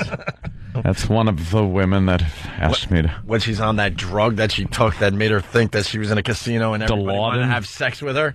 Dude, if a girl wants you to wear them, put them on. It's not gay with a chick. Nah, I wouldn't do that. I'd just take one to just get the clothes off and get to business. All right, let's go to Kevin in Connecticut. Maybe we'll hear from the ladies and they can explain why that's a turn. Ladies. Kevin, what's up? I like turtles. There you go. All right. Hey, that's a good wolf fact. See, I'm blowing off the fun facts. We got Pete in Jersey. Pete. Yeah. Pete. Hello. Yeah, Yes, I you're know on it's the phone. phone call Thursday, but let's go. What do you got? My best friend Corky's a werewolf. All right. It's revving up, though, Jimmy. We'll get the turtle thing. Hey, so Bill Murray, what? Drunk driving in a golf cart, and that's a big story today. It made the front page of our paper. Yeah. And they make it sound like he was doing heroin and banging underage girls. No. Because they're calling it caddy shock. And then in small print, Bill's golf cart DWI. They have to come up with some kind of caddy shack But why is that a caddy shock? That a guy might be drunk in a golf cart? Yeah. That's not shocking. No. I think more people are drunk in golf carts than not drunk. You're always drinking in a golf cart on the course. Hey, here come the beer girls. Get a couple of beers. Then get drinking. Mm-hmm. You get a little buzz on. You start driving it all wacky. Well, what do we know about this? He's in Sweden? Driving, he was on the street, though. He wasn't on a golf course. Yeah, he left the golf course and drove on the street. He left the golf course with the golf cart, and I think he drove to the hotel. Yeah. But it sounds like it's something you can do. Oh, really? They I allow don't think that? he lost his mind where he decided that he's just going to steal the golf cart. Yeah, I don't think so. Oh, fans got something on this? Doing 110 down a freeway in L.A. Fox was filming it. Yeah, that would be shocking, but yes, fan. No, you are allowed to drive golf carts here in Sweden in this situation. Here in Sweden? In this situation. Oh, okay. See, now, yeah, I mean, what's the big deal? Bill Murray rules. Absolutely, metal leg. But During the tribute band. Huh? There's Hugo. That's him right there? Yeah. He looks just like Steve Perry in that clip. Isn't that ridiculous? Even that guy. Wow, she goes, oh, my God. I just called the chick a guy. I go, even that guy says he looks like it. Yeah, we're going to have Like Steve to Perry. check that out. I read her lips. She said, wow. When they're doing it. All right. Anyway, Bill Murray. DWI, Bill in caddy shock. That's the headline we got here in the paper today. But then they try to have fun with his story. Some of the quotes from the paper today. Yeah. I could go for a cold one. Ugh. Go for a cold one. See, that is the gopher from Caddyshack. Why don't you just report the story and try not to be witty with your Caddyshack lines? Bill Murray may be heading from the Caddyshack to the big house. Oh, sure. He's going to prison. Yeah. He's going to the big house for driving a golf cart down the street a little buzzed. Oh. Yeah. Awful. Let's go to Max in Dallas. Max. Werewolf duties make bridges fall down. Do you like the bit now, Jimmy? Yeah. All right. Let's say hi to Spoon in Houston. Good. Spoon. I like dressing up as a werewolf and howling at the moon. I cut him off. Now I don't like it again. All right. Police said that he has apparently left the country and may not have to return Groundhog Day style. I don't get that. See, to return, to go back again to the same. God, that is such a stretch. Yeah, they're really reaching here. And then the Daily News wrote, caddy whacked. Ugh. Caddy whacked. Daily News again, maybe he was hunting gophers. What does that mean? I don't know. Maybe he was on a grassy place and then drank alcohol and decided to hunt gophers on concrete. Yeah. Idiots. It's not funny, nor does it make sense. It makes no sense. The bizarre episode could have been a lost scene from Caddyshack, the Daily News is saying. No, it couldn't have. Maybe Caddyshack 2. And because this was in Sweden, the Daily News also wrote today, maybe something was lost in translation. Oh, another movie he did. Yeah. Are there even any laws over there? The Arizona Republic. Now we're trying to get papers from the rest of America. That would have been a good one. Lushmore. Because he's a lush. Oh, Rushmore. I half listened to. I'm sorry. The Arizona Republic. Cinderella story. Out of nowhere, a former Caddyshack star about to go to the Hooskow. It looks like he's in the hole. Or at least it could end up that way for actor Bill Murray. Ew. And then the Mirror in the UK, because they're just terrific. They're writing today, sloshed in translation. What is your paper saying about Bill Murray today? No, that isn't funny. Let's go to Dave in Massachusetts. Dave, what's up? Hey, what's up? Hey, The Dave. reason why women want you to wear panties is the total power trip thing. They just want to see how far you'll go to get it. I don't know about that, dude. It depends on the girl. If you get a really filthy girl, and you know she's perverted, I mean, I don't agree with you. That was the end of that debate. Well, we're trying to get a girl to call in. Yeah, come on. Inbred from PA, what's up? The werewolf stooty often contains gum and pennies. Gum and pennies. Greg on Long Island, what's up? Greg. Anthony, you already tried on girls' panties last week. You just admitted. I never admitted to putting on panties. It's in the show intro. You certainly did. I said you guys said that. That's right. That's right. It's in the show intro. I looked into them to see what kind of stuff was going on. And then you put them on. Did not. Did Play the not. clip. I had my. Find the clip. Play the clip. I had my work clothes on. Yeah. I was working. I was tin knocking, and I found in the daughter's room. She was away at college. Well, not away. She was a college girl, but she was back. But she wasn't in the house. And there was some dirty panties laying around. So I just put them on and took a look and saw how I looked in them. I looked in the mirror and I realized I looked really good in panties. To see if there was any thing going on, you know? What? Residue. Why are you talking through I was looking for residue. Your mic's on. Will you relax? It's like a CSI thing. I was looking for your DNA. mic is on! I was looking for DNA. You were what? Hey. You were looking to see how good you look in panties? I was looking for DNA. All right, thank you, Because Greg. there's something kind of hot about some chick, and then, you know, she's probably takes a lot of time to groom herself and make herself look good, and then you look in those panties, and wow, she's just a human being. You'll look ridiculous. With a couple of ports. You look ridiculous talking into a megaphone. You got a mic right in front of you. Oh, there we go. Let's say hi to Ed. Ed, what's up? Silver bullets scare me. Lisa, what's up? Lisa from the Bronx. She might have something on this panties. Ooh. Hi, good morning, boys. Hi, Lisa. Hi, Lisa. Hello. Hi. Maybe it's because girls want to be with other girls that they make their guys put on the panties. No. No.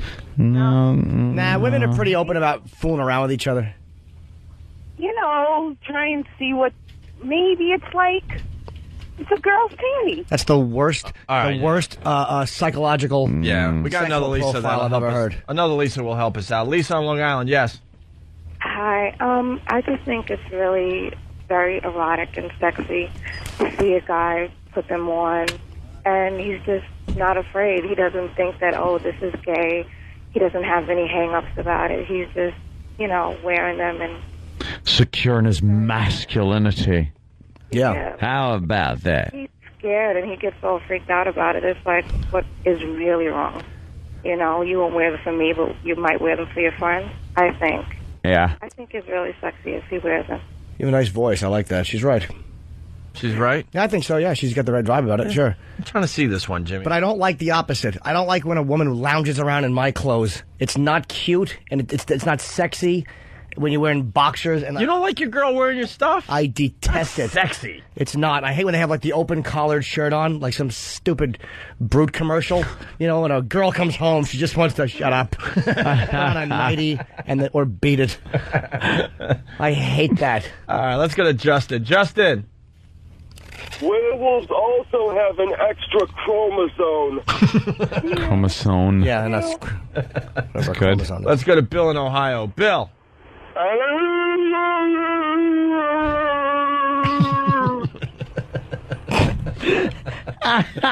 See, now I like it. See, come on, guys. It's Jason in Montana. What's up? Hey, werewolves get burned up in forest fires. They do? Oh, now I don't like the bit again. No, it's awful. All right. Why don't we take a break? We got Rampage. I'm very psyched. We have bosses here. Rampage Jackson, who is the UFC light heavyweight title holder. He beat Chuck Liddell. And I shook hands with him, just said hello. And is he a monster? He's he was quiet. I mean, we just shook hands, but he was sitting there. But you know, you just know that he could probably do damage. Tim's. But I'm very psyched that he's here. Tim's bringing in a sweeper. I don't know what this means. Let's see. Uh-oh. Before we go to break. I think you got some thoughts in that head, and you just want everyone to take care of it so that they don't pop out. Okay, turn that thing over. Broads don't enjoy lines like that. Okay. Watching men kiss on television. Now put the panties on and the bra. Get me a dress. I want to test this out. Pew, pew. Get me a dress. And I marched around the house singing tra-la-la. No homo. Opie and Anthony. Yuck. That presents us in a different light than is reality. It's presenting us as feminine. Yeah, try to explain it to everybody out there. That's good. That's a good thing to have on everybody's mind when the UFC champion is coming. Yeah, bunch of fruits who. Great. Should men wear panties? We don't know. Back after this. with a trained killer. Yeah, good point, Jimmy. Smart bit. Hey, why don't we give away some more virus tickets? The big show Saturday, the Opie and Anthony Traveling Virus Comedy Show. Very excited. We only have 2 dates left. We got PNC Saturday, and then September 15th, we're going down there to Camden for the Philly crew. We got a pair of tickets courtesy of Blades of Glory on DVD in stores everywhere. Tuesday, August 28th. A random caller will get that at 877-212-O&A. But first, we got Steve. Steve, what's up?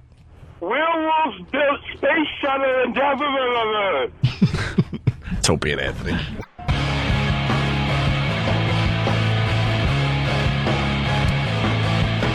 We're back with the Opie and Anthony radio program. Oh, Jimmy. Hope was tinkling. Now he's not. Taking the initiative. I like that, Jimmy. Jumps right on it. Oh, man. Problem?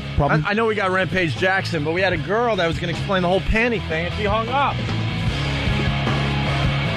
I hate when that happens. More girls will call. Get Rampage in here. Brad, Houston, what's up? I have defeated 16 werewolves using wizardry. Rob on Long Island, what do you got? I made the mistake of letting my chick make me try on underwear because she wanted to see how it looked. Yeah. And then she begged me to put on makeup. So I went for that, and my friggin' brother-in-law walks in. No, you can't do that. 30 years later, I'm still trying to shake it off. Oh, man? I was just joking. All right, Rob, thanks. All right, good one, Rob. Rampage Jackson. Rampage is in the studio. What's happening, man? Not much. God damn, you are unbelievable. Note to self, don't say anything stupid in the next 20 minutes. Go ahead, Ope. Oh, my God, you are intimidating. Because Ope was saying before, he will kick your ass. What's he do? Is he a rapper? Rampage? Yeah, he'll wrap your head in and just turn because it he's black, inside you out. think he's a rapper? Rich Voss? Rich Voss. What's the matter, Voss? You can hit him anytime you want, Rampage. Voss is a Jew and he's a racist. Right. No, I'm not. You're a racist Jew? Yeah. No, please. I grew up in an all-black neighborhood in Princeton. Stop. In Princeton? He's laughing at your Voss. He took the title from Chuck Liddell. Yep. He took the title from Chuck Liddell. Chuck Liddell does our show all the time. We like Chuck. And, I like Chuck. We had him in right after you did a number on him. Oh, no. Why y'all do that?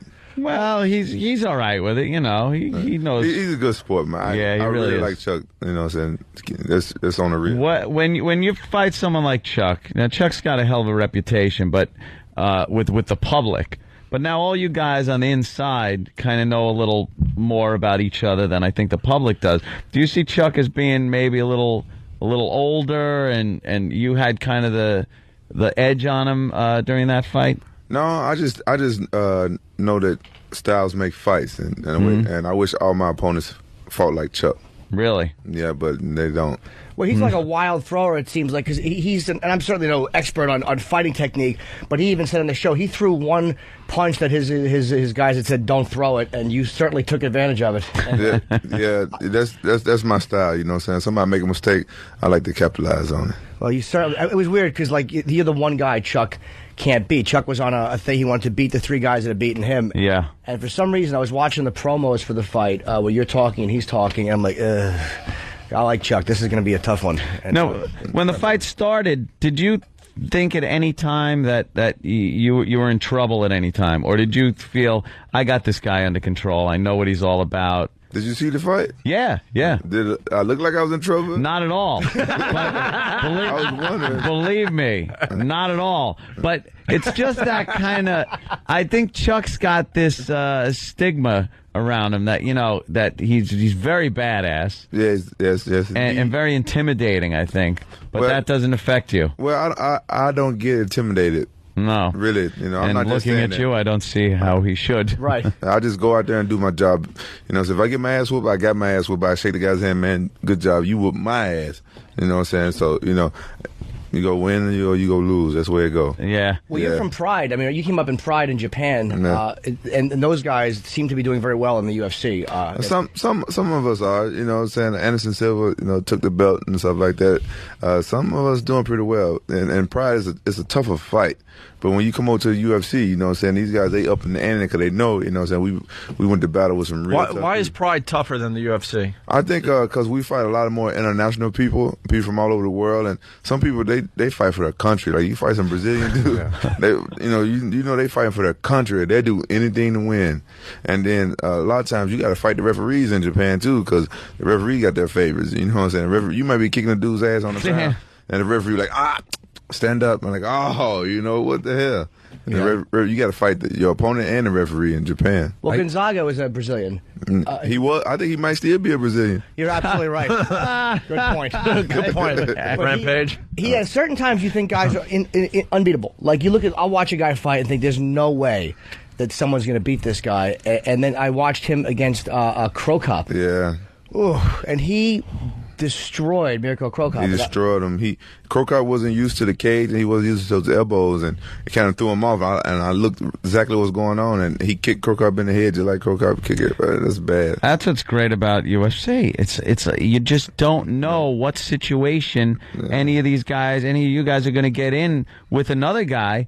You could be kicking ass, and then some guy comes in and has some weird friggin' thing that he grew up doing. Yeah, the UFC, that's why it's so great. You could be kicking somebody's ass, and then next thing you know, he submits you or something. Or he catch you with something, knock you out, or he choke you. You get locked up in something, and you go, damn, my arm. That's crazy. And anything can happen. It's all real. Anything can happen. I remember when I used to fight in Taekwondo tournaments under the green belt division. Shut up. Oh, okay, go ahead. No. Shut up, you can talk whatever you want to. Daniel's son. But don't try to relate on like two men of similar ilk discussing fighting. That's stop it. All of us. I used to take Taekwondo. You can't even say it. If you can't say it, how are you going to I took Taekwondo. Who is? Oh my God! Silva is a guy. I think he's beaten you twice. Yeah, he beat me twice. You've never beaten him, right? Thank you. No. I'm not rubbing salt in the wound. I'm saying it sounds like it. No. I'm about to see you after this show. Oh damn! Why? Jimmy's been working the heavy bag. I think he might have a shot. I slap the heavy bag like a girl. I actually go down with a dress and I slap it like duck and I yell help. The first time I fought Silva was actually after the first time I fought Chuck the same night. And it was a tournament. Damn. I had to fight Chuck, then I had to fight the champion of Japan.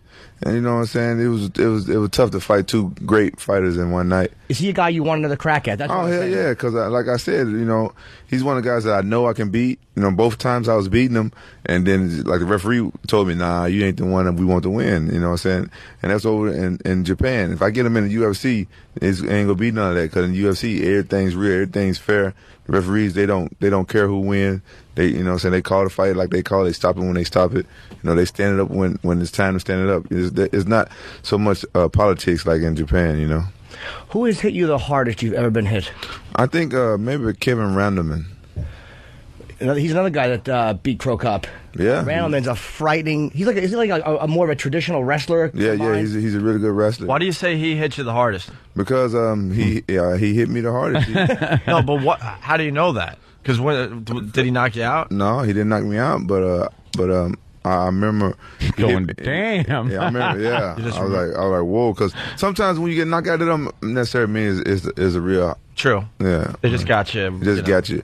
But Kevin Randleman hit me in the right spot, and I remember I went down, and I still had my hands up. Now, that was kind of crazy. And if he would have jumped on me, he probably would have knocked me out. But he didn't know. He was surprised that he hit me so hard himself. He just stood there and watched it, and praise God that went down that way. Well, you beat him in the first round, didn't you? Yeah, I beat him in the first round. I had to get him out of there.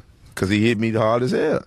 Yeah. That's the difference between, like, there's a world we can't relate to. These men who, like, the guy, Silva beat him, and he's like, I can't wait to get him in the ring again. And yet if somebody beat me, all I would do for the rest of my life is avoid them.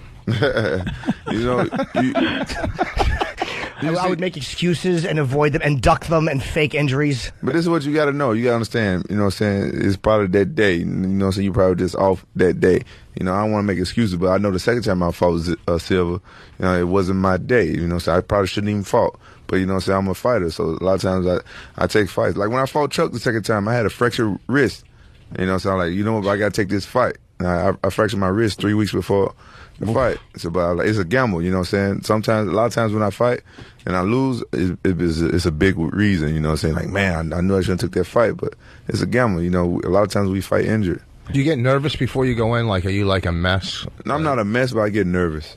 Yeah. Now, does the crowd have anything to do with it, or it's just the fight? It's just the fight. It's just it's a lot of times, like, I don't want to make a boring fight. I get nervous about that, or I don't want to lose. You know, in front of say my parents are there. I don't want to lose for my coach.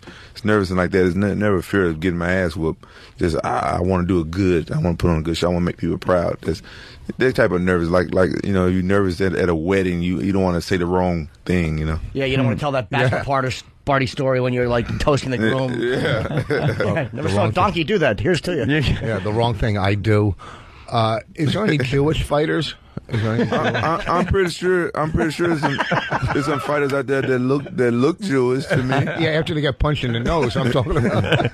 I'm pretty sure there's some Jewish fighters out there. Yeah, they practice Taekwondo, take your dough. That was a good one. Taekwondo, take your dough. Jiu-jitsu. I should have said jiu-jitsu, but I chose jiu-jitsu. Oh, he put the Jew in jiu-jitsu. Jimmy likes to work out there, Rampage. Why don't you tell him about your swim walking?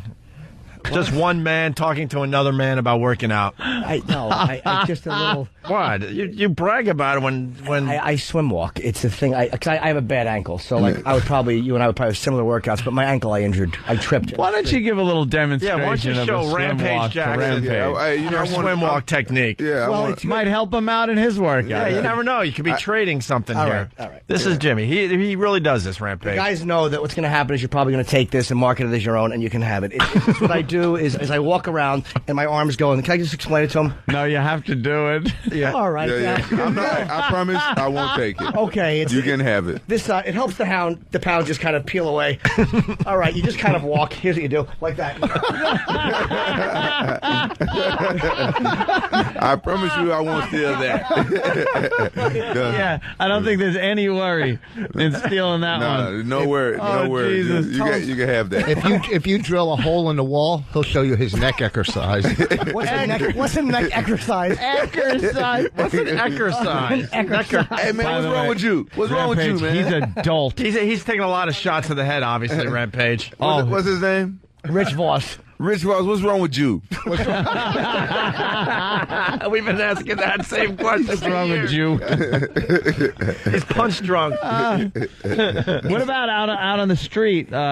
People try to like challenge you, because I know that's kind of a problem for a few of you guys. Like people are, hey, they get a couple of beers in them if you're out and think that they're tough guys and they're gonna They used to go after Tyson back in the day. Yeah, because Tyson is worth millions. You know what I'm saying? You get punched by Tyson, man, you can buy your whole business. Is that why they were doing that? I think. Come on now, yeah, And I never looked at it that way. But I'm too cool with everybody. Most times people get to meet me and stuff. They're like, oh, they just want to talk, and that's probably the problem. I wish I would have punched them. Then they won't talk my ear off. Yeah, just shut up. I think the one you're boring me, ass. Wham. I think the one thing people don't know about you is you got a sense of humor. We've been looking at your YouTube videos this morning. Oh, hell. There's one of you farting in a girl's face. Oh, goddamn, yeah. What is she gonna do, man? Look at this. I was young as hell back then. But it's up there, people check it out. Look at it. That's funny. Yeah. That's funny. Damn. I'm never doing anything else on camera again. See, look, when I did that, there was no such thing as YouTube back then. Yeah. There was no such thing as YouTube. You never thought this would just be available I never thought the world. Yeah, back in the day, you would just do this for fun, and now somebody will just... Some nerd. Yeah, well, just throw it up on YouTube, and now everyone checks it out. Oh, repeat it over and over. Rampage Jackson farts in girl's face. That's the search. That was my ex-girlfriend. That was in Japan. That was in Japan. She didn't speak no English. Well, that's universal. That's universal. The funniest thing. No translated needed. Yeah, I taught her the English I wanted her to say. You know. No. She was a Japanese girl walking around. What's up, my nigga? She thought that was good morning. So she was saying it to everybody. White folks like, oh, I'm not a nigga. She didn't know no better. It was funny. There's another video you're shopping for, I guess, an athletic supporter, and you keep saying it's a little too small because you're very well endowed, and you're telling this I don't know what you're talking about. This little Japanese girl, you're trying to explain it to her, and then you start going in, yo, what's up with your grill? What's with your choppers? You tell her. Her teeth was throwing gang signs. You know what? I got a lot of crap for that. A lot of my fans got mad at me. You know what I'm saying? They you know what I'm saying? They messaged me like, how could you be so cruel and blah blah blah. I'm like, you know what, man? It's I got a big gap in my teeth. You know, people make fun of my teeth. Screw that. That was funny. Who's making fun of your teeth? That was some of my funny. friends, they know. Yeah, I thought what's it was funny. up with your grill? Did you see her grill though? For real, something's wrong with her grill. For real, I was wondering because you go to Japan. I love Japanese people. You know, so I have 2 Japanese kids, and I love them. You know what I'm saying? Mm-hmm. But it's something wrong with their teeth over there. and I think throwing up gang signs. You know how like construction workers, they went to to New Orleans to help out with Katrina. We need to send some dentists over there, and I think they can make money. You know what I'm saying? Where are the dentists? The search is Rampage trying to buy a jockstrap. It is really funny. Are you a fan of comedy? Yeah, I like comedy. You know, I always have been. Yeah, a fan of comedy. You know. It's classic. What's wrong with your grill? What a great way to talk about somebody's awful teeth. But you know, she didn't understand what I was saying. So no. If she had understood what I was saying, I probably wouldn't have done it. But you know, I used to do my own behind the scenes thing because my friends figured out that I'm so stupid that maybe they can make some funny footage of me. You know, if they start videotaping me. So I had some friends videotaping me. But the bad thing about that is I started getting into it a little bit too much too because I would do it whether a camera there or not. Most of the stuff I've done, the crazy stuff you guys would never see because there's no camera around. Yeah. But then my friends, I started getting to it. Then I started getting serious about it. Then we started getting fight with my friends because the funniest stuff I started doing, they be filming themselves or a nice looking girl walk by, they got the camera on her butt or something. So I'm gonna stop doing it because I'm getting to fight with my friends because they not getting the funny stuff. How about now? You have endorsements and stuff you do? Because right now it's got to be tough with endorsements. You got to watch what you do because they'll yank your endorsements. Yeah. Like Boost Mobile told me, you know what I'm saying, I better be cool and Toyo tires and stuff like that. My sponsor Throwdown, they said, man, yeah, you gotta be straight. Don't be beating nobody up and stuff like that. And so I gotta be cool. And they said they go whoop up on me. If you saw it, you have no fear of a guy like Tyson, do you? No, Tyson's a real cool guy. Why would I fear Tyson? See, that's how a man discusses Tyson. He's a cool guy. His personality would mean nothing to me if he was punching me in the face.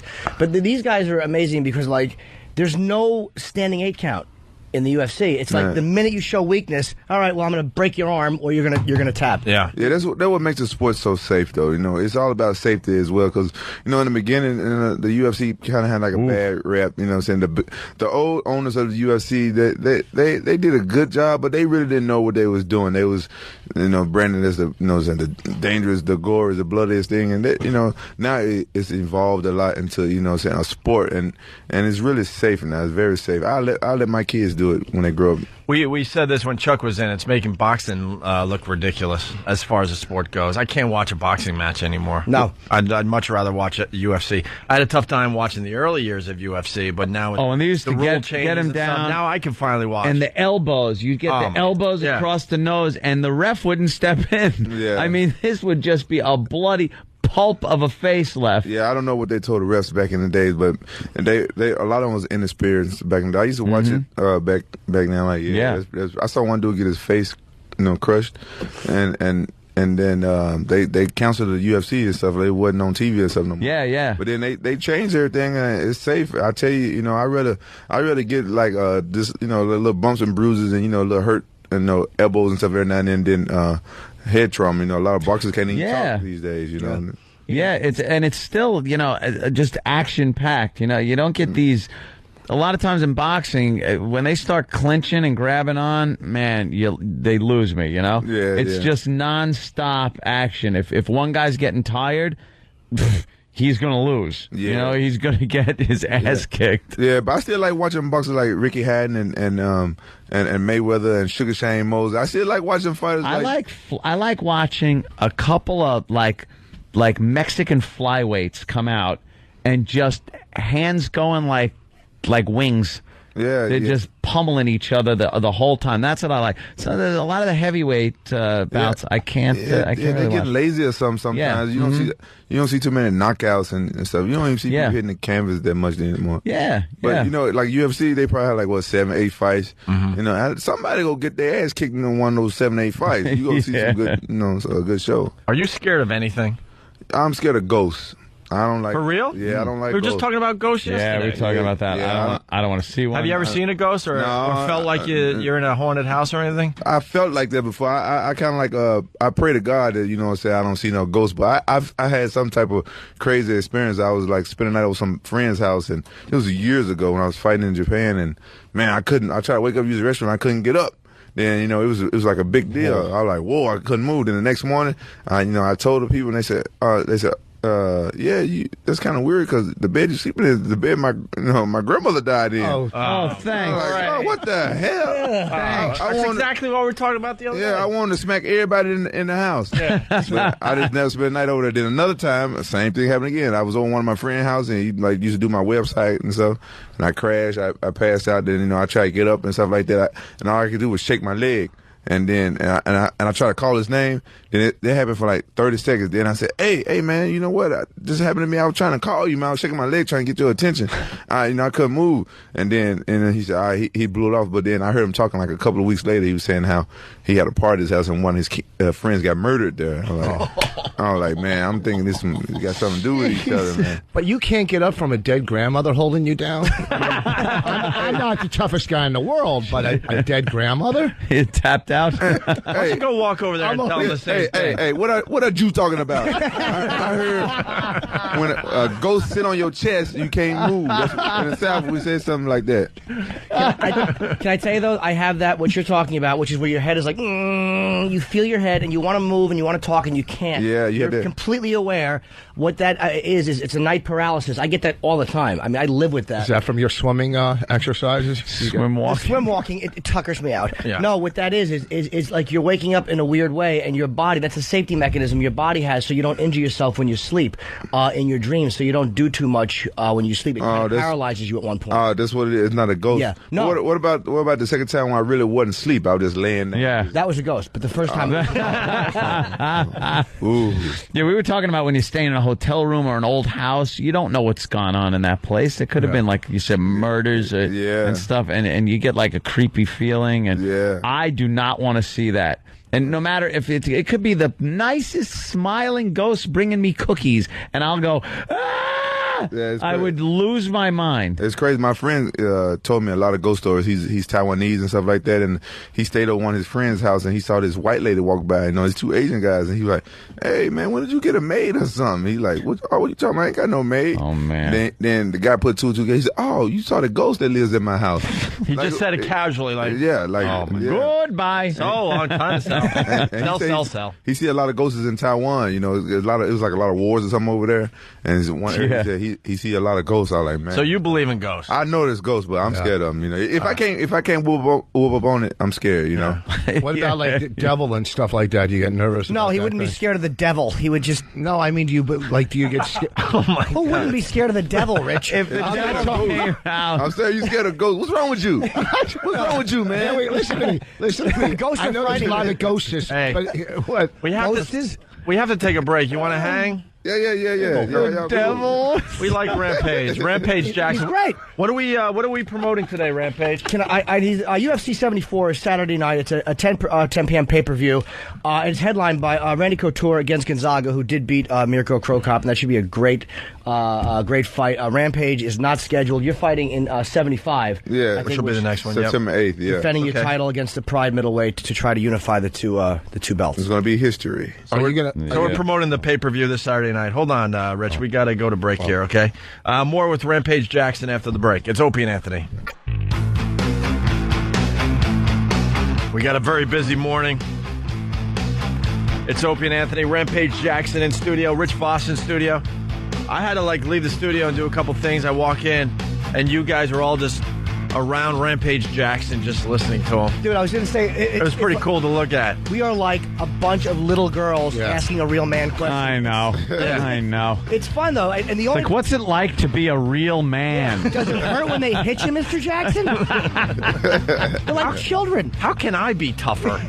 Well, boss, I could kind of relate to him, because I'm street, too. I grew up street like he did, Yes, but you were pavement. People walked on you. Yeah, why don't you tell him about the time you wore tiny little shorts to get more drugs from the drug dealer? That was listen. Why don't you tell him that story? Yeah, why not? What's a big deal? One man talking to another man. You had a gay drug dealer, and you decided to dress sexy for the guy to get more crack. It's called manipulation. What's wrong with you, man? What's wrong with you? Let me tell you. Always about saving a couple. We're both street, man. That's why you can tell how we bonded during break. Yeah. He looked just like that. He was pitying you because Rich was asking questions. I know I don't know a lot about the martial arts. I enjoy watching. I respect it. Yeah. But Voss is asking questions like, what about guys like Chuck Norris? I mean, those Chuck Norris. I was talking about like Bill Wallace and Norris. You talked about Chuck Norris. No, I was talking about karate guys, Saxon, or you don't know any of these guys, but Bill Wallace. I know Superfeet Wallace. Yes, I know who he is. Superfoot, whatever it's called. Superfeet. Yeah, he was a tap dancer too. All right, Gregory Hines. All right, whatever. Superfoot. Whatever. So what I'm saying is, they were tough guys back in that day. Kareem Allah. You don't know these dudes. You don't roll like we do. No, I'm not 61. I don't know them. No. You're old. I don't know him either. I just didn't want to hurt his feelings. He was really into those guys. I was like, yeah. I don't know who in the hell he's heroes. He has posters of them on his wall. You got a great sense of humor, man. We like it. Let's say hi to Red in Jersey. Red, what's up? Oh, not much. I just want to say you're the greatest, Rampage, and the boys there want to ask you a question. You ever put on panties for a woman? No. Did you hear us talking about that? Yeah, no, I didn't hear you. I couldn't hear y'all, and I was in that room. But no, I don't put on panties for no woman. See, we got into this discussion, like some women saying this is cool for a man to put on panties in front of them, and I don't find it sexy, but no, you know what they you know what women try to do? They try to manipulate men so they can say, I could tell him to do anything. Next thing you know, they could be behind you with a dildo. I bet you care about those type of women. Do you know what? That's a good day. You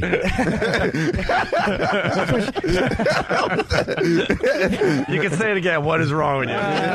We've been trying to figure that out for years, Rampage. There's only something wrong with you if she slaps your face with it and you like it. Then you've crossed the line. Well, Jimmy, you were talking about the panty thing earlier. Why don't you try to explain it to Rampage? Somebody used the same thing that he just said, which is that a woman will try to make you do that. But one girl asked me to do it, but we were I can't say it on the radio, but we were in the middle of very, very kinky behavior. And I did it while we were engaging in this behavior. And she was, I can't tell you what a filth bag she turned into. She turned into just a dirty, dirty But if bag. it was her underwear, you already had them. Oh, no, they were hers. I took them off her. And you fit into them? Thank you. Thank you. Oh, thank you. You're welcome. I was just going to say, that was been a big girl. Don't know why she turned to a dirt bag. No, we liked them because, she had a nice little body on her, but I just looked so masculine in them because I bulged through them. That was that's the the nice truth. Did you stretch them out? Yeah. One Halloween, I dressed like a girl, and I had the dress on and the pantyhose. Halloween. Girls were all over. We're buying the whole Halloween setup. July 7th. It's true. Yeah. It was in April, whatever. It was a late Halloween, but girls were all over me at the party, man. When you're dressed up like a girl, listen to me. I'm telling you, can close a deal like that. Why don't you look at Rampage and say that? Yeah, Rampage. There you go. Dress like a girl. Where we come from, we don't do that. Yeah, right. Hey, we got an expert on the line, Dr. Jessica. Dr. Jessica. Hello, boys. Hi. You're going to explain why women like guys in panties. Well, I don't have the medical explanation, but I think, in some cases, kind of like gender bending and gender, like androgyny can be really hot. Like David Bowie, Scott Weiland. It's just sexy to have no hang-ups and just kind of like go close to that line where you don't know what's really going on and play in that zone. I don't. Shows like a lot of open-mindedness on the part of the guy, and I actually was going to say I know Jimmy would probably want to play with a little toy back there. Wow. In all honesty, no. I've had, and it's not out of being homophobic. It's just not a sensation that I crave. I had one dominatrix almost do it. Man, you guys honest as hell. In Vegas, she almost did it in Vegas, and I kind of backed out. Because it was just too... should use another term than backed out. You really shouldn't back out in that situation. Yes, I forwarded out. There you go.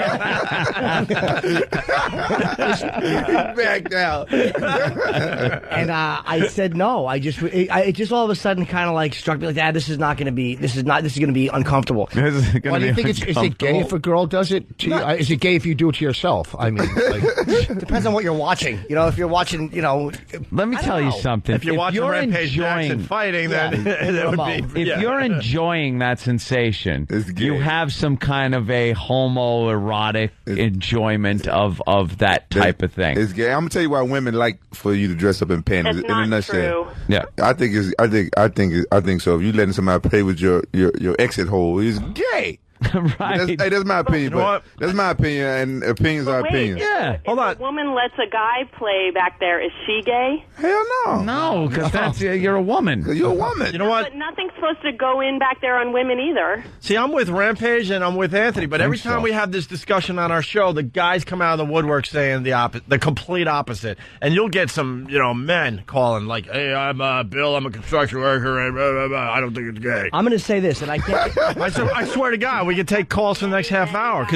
And that's one of the things that doing this show for many years with Anthony that amazed me, because we go down this road every once in a while, and these phones will light up with guys that swear to God they're straight, and they don't mind that type of activity. I have to say this. From a woman, obviously. I dated a girl years ago who also used to hook up with a fighter. I can't say his name, but he was not a heavyweight, and he won a tremendous amount of legitimate fighting titles. Was he pretty? He was. I will say this: he's a handsome guy, but again, she would just have sex with him, I think, and he was notorious, she said, for wanting that type of activity. She said he would actually travel with a few different ones. De La Hoya would do that? De La Hoya, no. No, De La Hoya I actually don't think would engage in that activity. Roberto Duran? No mas! No mas! He's yelling no mas. Jimmy Morrison? No, I can't say his name. I will say he was a white guy. That's all I can say is he was a white guy. I think women like that type of stuff because most women are gay themselves. And then for them to be with a man to be doing that or putting on panties, stuff like that, that's the closest thing they can get kind to. Kind of fills that little void they got where they might want to be with a chick. Yeah, because a lot of women, they'll kiss a chick in the club, they don't see nothing wrong with it. Yeah. Everybody experiment. A lot of women, they experiment. They say, I just experimented, but that's gay. If you experiment with it one time, that's gay, and a lot of women are like that. Everybody's experimenting born either. bisexual. It's kissing and making out and feeling each other. That's not experimenting. You're doing it. Experimenting is filling out paperwork. Hold on, Anthony. I'm sorry, and I know you're in the middle of a great rant. You had to interrupt. We had to interrupt. Yes. Because Voss, Dr. Voss has something he wants to say to everybody. Everybody is born bisexual, whether they practice it. You're born. Ask the Dr. Jessica. Rampage Jackson, you're saying he's bisexual? I'm not saying he is. Everybody's born. Everybody's born bisexual because you don't know as a child, or you don't know. What's wrong with you? I'm telling you. Listen to me. On the DL, everybody is. Ask the doc. Is Doctor still on? Dr. Jessica. I'm here. No, everybody's not born bisexual. Boss, explain yourself. Thank you, Doc. Explain yourself. The embryos are not gender identified when they're first created. Then they get a physical gender in the womb, but they're not born emotionally bisexual. I think more people might be if society allowed it, but to me it's a nature. Like when you get down to the base of nature, I mean, procreation is what nature dictates we do. Homosexuality may have been put in by nature to kind of like as a population stopper, so certain members. I don't know what the natural reason is. I think it's as if you have a child that is destined to be gay, and you try to raise them as a straight child, they're going to end up being gay because they're gay. Well, it's the same thing. If you have a straight child, and let's say you got some parents that I don't know why, but they try to raise the child gay, it's not going to work because they're straight.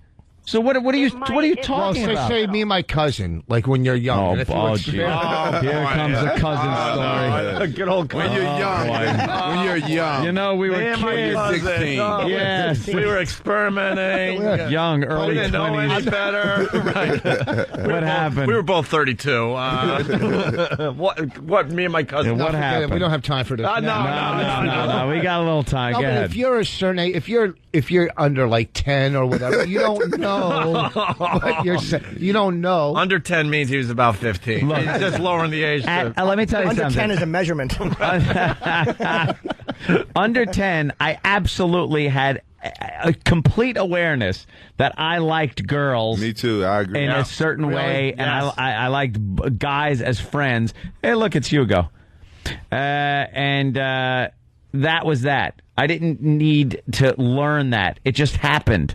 At 7 years old, you know you like At girls. 7 years old, I was kissing girls in storage sheds in backyards and playing, building tree forts with my guy friends. I knew one was for kissing, one was for building tree forts. That's right, yeah, Mary.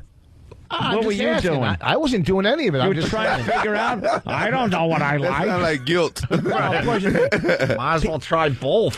Should I touch this or stick that in my mouth? Your cheeks always look like you had a big gobstopper in it. What's the matter, Red? Oh, nothing. We're just getting to know each other. You guys are sick. You know what? Can we have a better conversation with the UFC I champion? think he's enjoying himself, but I don't think he's ever coming back. He's laughing at us. I'm laughing at you guys. Come on. Dr. He backed away from a deal, though, and he was confused at 7 years old. What's up with this show? Dr. Jessica, anything else on this? Yeah, I just want to tell you all that I can't tell you how many guys I've talked to who would never in a million years admit to each other or anywhere in the world that they are curious about this stuff with the panties and the other thing, but they all are when it comes to, secretly telling just one person. I think women out there are trying to get you to put on panties so they have something on you. But that's not a big deal. And they're hoping that you're stupid enough to even agree to a picture. And they tell all their you're friends. done. No pictures. And then you're done. They tell all their friends about it. Right. Trust me. I got sisters. I think everybody's secretly, naturally curious about what it would be like to be the other gender, because we'll never know. Well, you always think about if I was a girl, all I'd do all day is, Play with my fiddle boobs. around with myself. Yeah. Exactly. What would it be like to have these things to play with? Yeah, see? I had weight on me. I know what it's like. All right. You have All right, pinchable thanks, guys. breasts, Jimmy. I really do. Dr. Jessica, everyone. Just soft to Take care, mush. Doc. Brooklyn Ace, what's up? What's going on, boys? Happy phone call Thursday. Thank you, But sir. I actually have another Yes. reason for calling. You Yeah. guys are forgetting. You're talking to somebody that wore Daisy Dukes so he could get more crack. Yeah. And swears he didn't do anything with that guy. Are you talking to me? Yes, who else for Daisy Dukes Yes, get he's talking to cracked? Jew. He's talking to Jew, man. Don't make me get up. Listen to me. Yeah, you'll be down in a second. It is a true story. Yeah, you got to admit it. Well, let's move on. You used to wear short shorts, get more drugs. He said, let's move on. Yeah. Like you would move on from that, right? One of his buddies told him that there was this drug dealer that was gay that liked, to kind of, I don't know, look at guys and stuff, and he'd get a better deal if the guy he was dressed- attracted to you. You would get- So yeah. he actually made a conscious decision to dress in a way that To dress sexy. that he thought a man would find attractive to get a discount on his crack money. Did you get a discount on your crack? Let me tell you something. I got invited upstairs and got personal stash. You know what I mean? I bet. I got personal. You know how good your ass has to look for a drug dealer to give you a personal stash? You got crack, the kind that goes in the pipe and the stinky kind. By the way, that's the old days. You're sober for what, 20 years now? 21 years. 21 That's years, good. and he That's just good. became a father for the third time at 55 years old. 50 years old. Whatever he is. Well, Never old congratulations. Thank you. Crack is not good at all. Oh, really? Thank you, doctor. Crack is bad. Crack bad. kills. Wow. Crack kills. Public service announcement. Hey, Rampage, you're all right, man. We have to go, unfortunately. Yeah, we have. We get the computer cuts us off at about. Hey, Rampage, are you going to be in Pittsburgh Labor Day weekend? Because I'm performing there at the Improv if you're in Pittsburgh. All right. Yeah. All right. I try not to be there. Why, your ankle bracelet will go off if you go that far? Now you're brave. There you go. Oh, now you're brave. Now that we have 30 seconds left in the show. You're tough as the credits are rolling. Wow, that's... You're performing. What are you doing? Someone's taxes? Rich Boss at the Improv in Pittsburgh Labor Day weekend. He's like a broke Adam Sandler trying to talk about me. Ankle bracelet. You did an ankle bracelet show. My God, Gotta get the plugs out too. UFC 74 this Saturday, pay-per-view, 10 o'clock. And Rampage is not fighting on that one. He's fighting the Pride middleweight Dan Henderson on UFC 75 next month. So Couture versus Gonzaga is the headline this Saturday night. And I'll be in Boston later today signing my book at 6 o'clock if you want to go to Barnes & Noble. On Boylston Street. Yes, on Boylston Street. And Rampage, we're actually really cool guys. Please come back. It got a little weird there. Let's acknowledge it got a little weird, but that's cool. Y'all keep it real. Y'all keep it real. He keep it too real. But, we'll all do push-ups or bench press next time you're here, all right? We'll work out. We'll work out. It's Opie and Anthony. Thanks for listening, and if you're not joining us at XM, have a great day.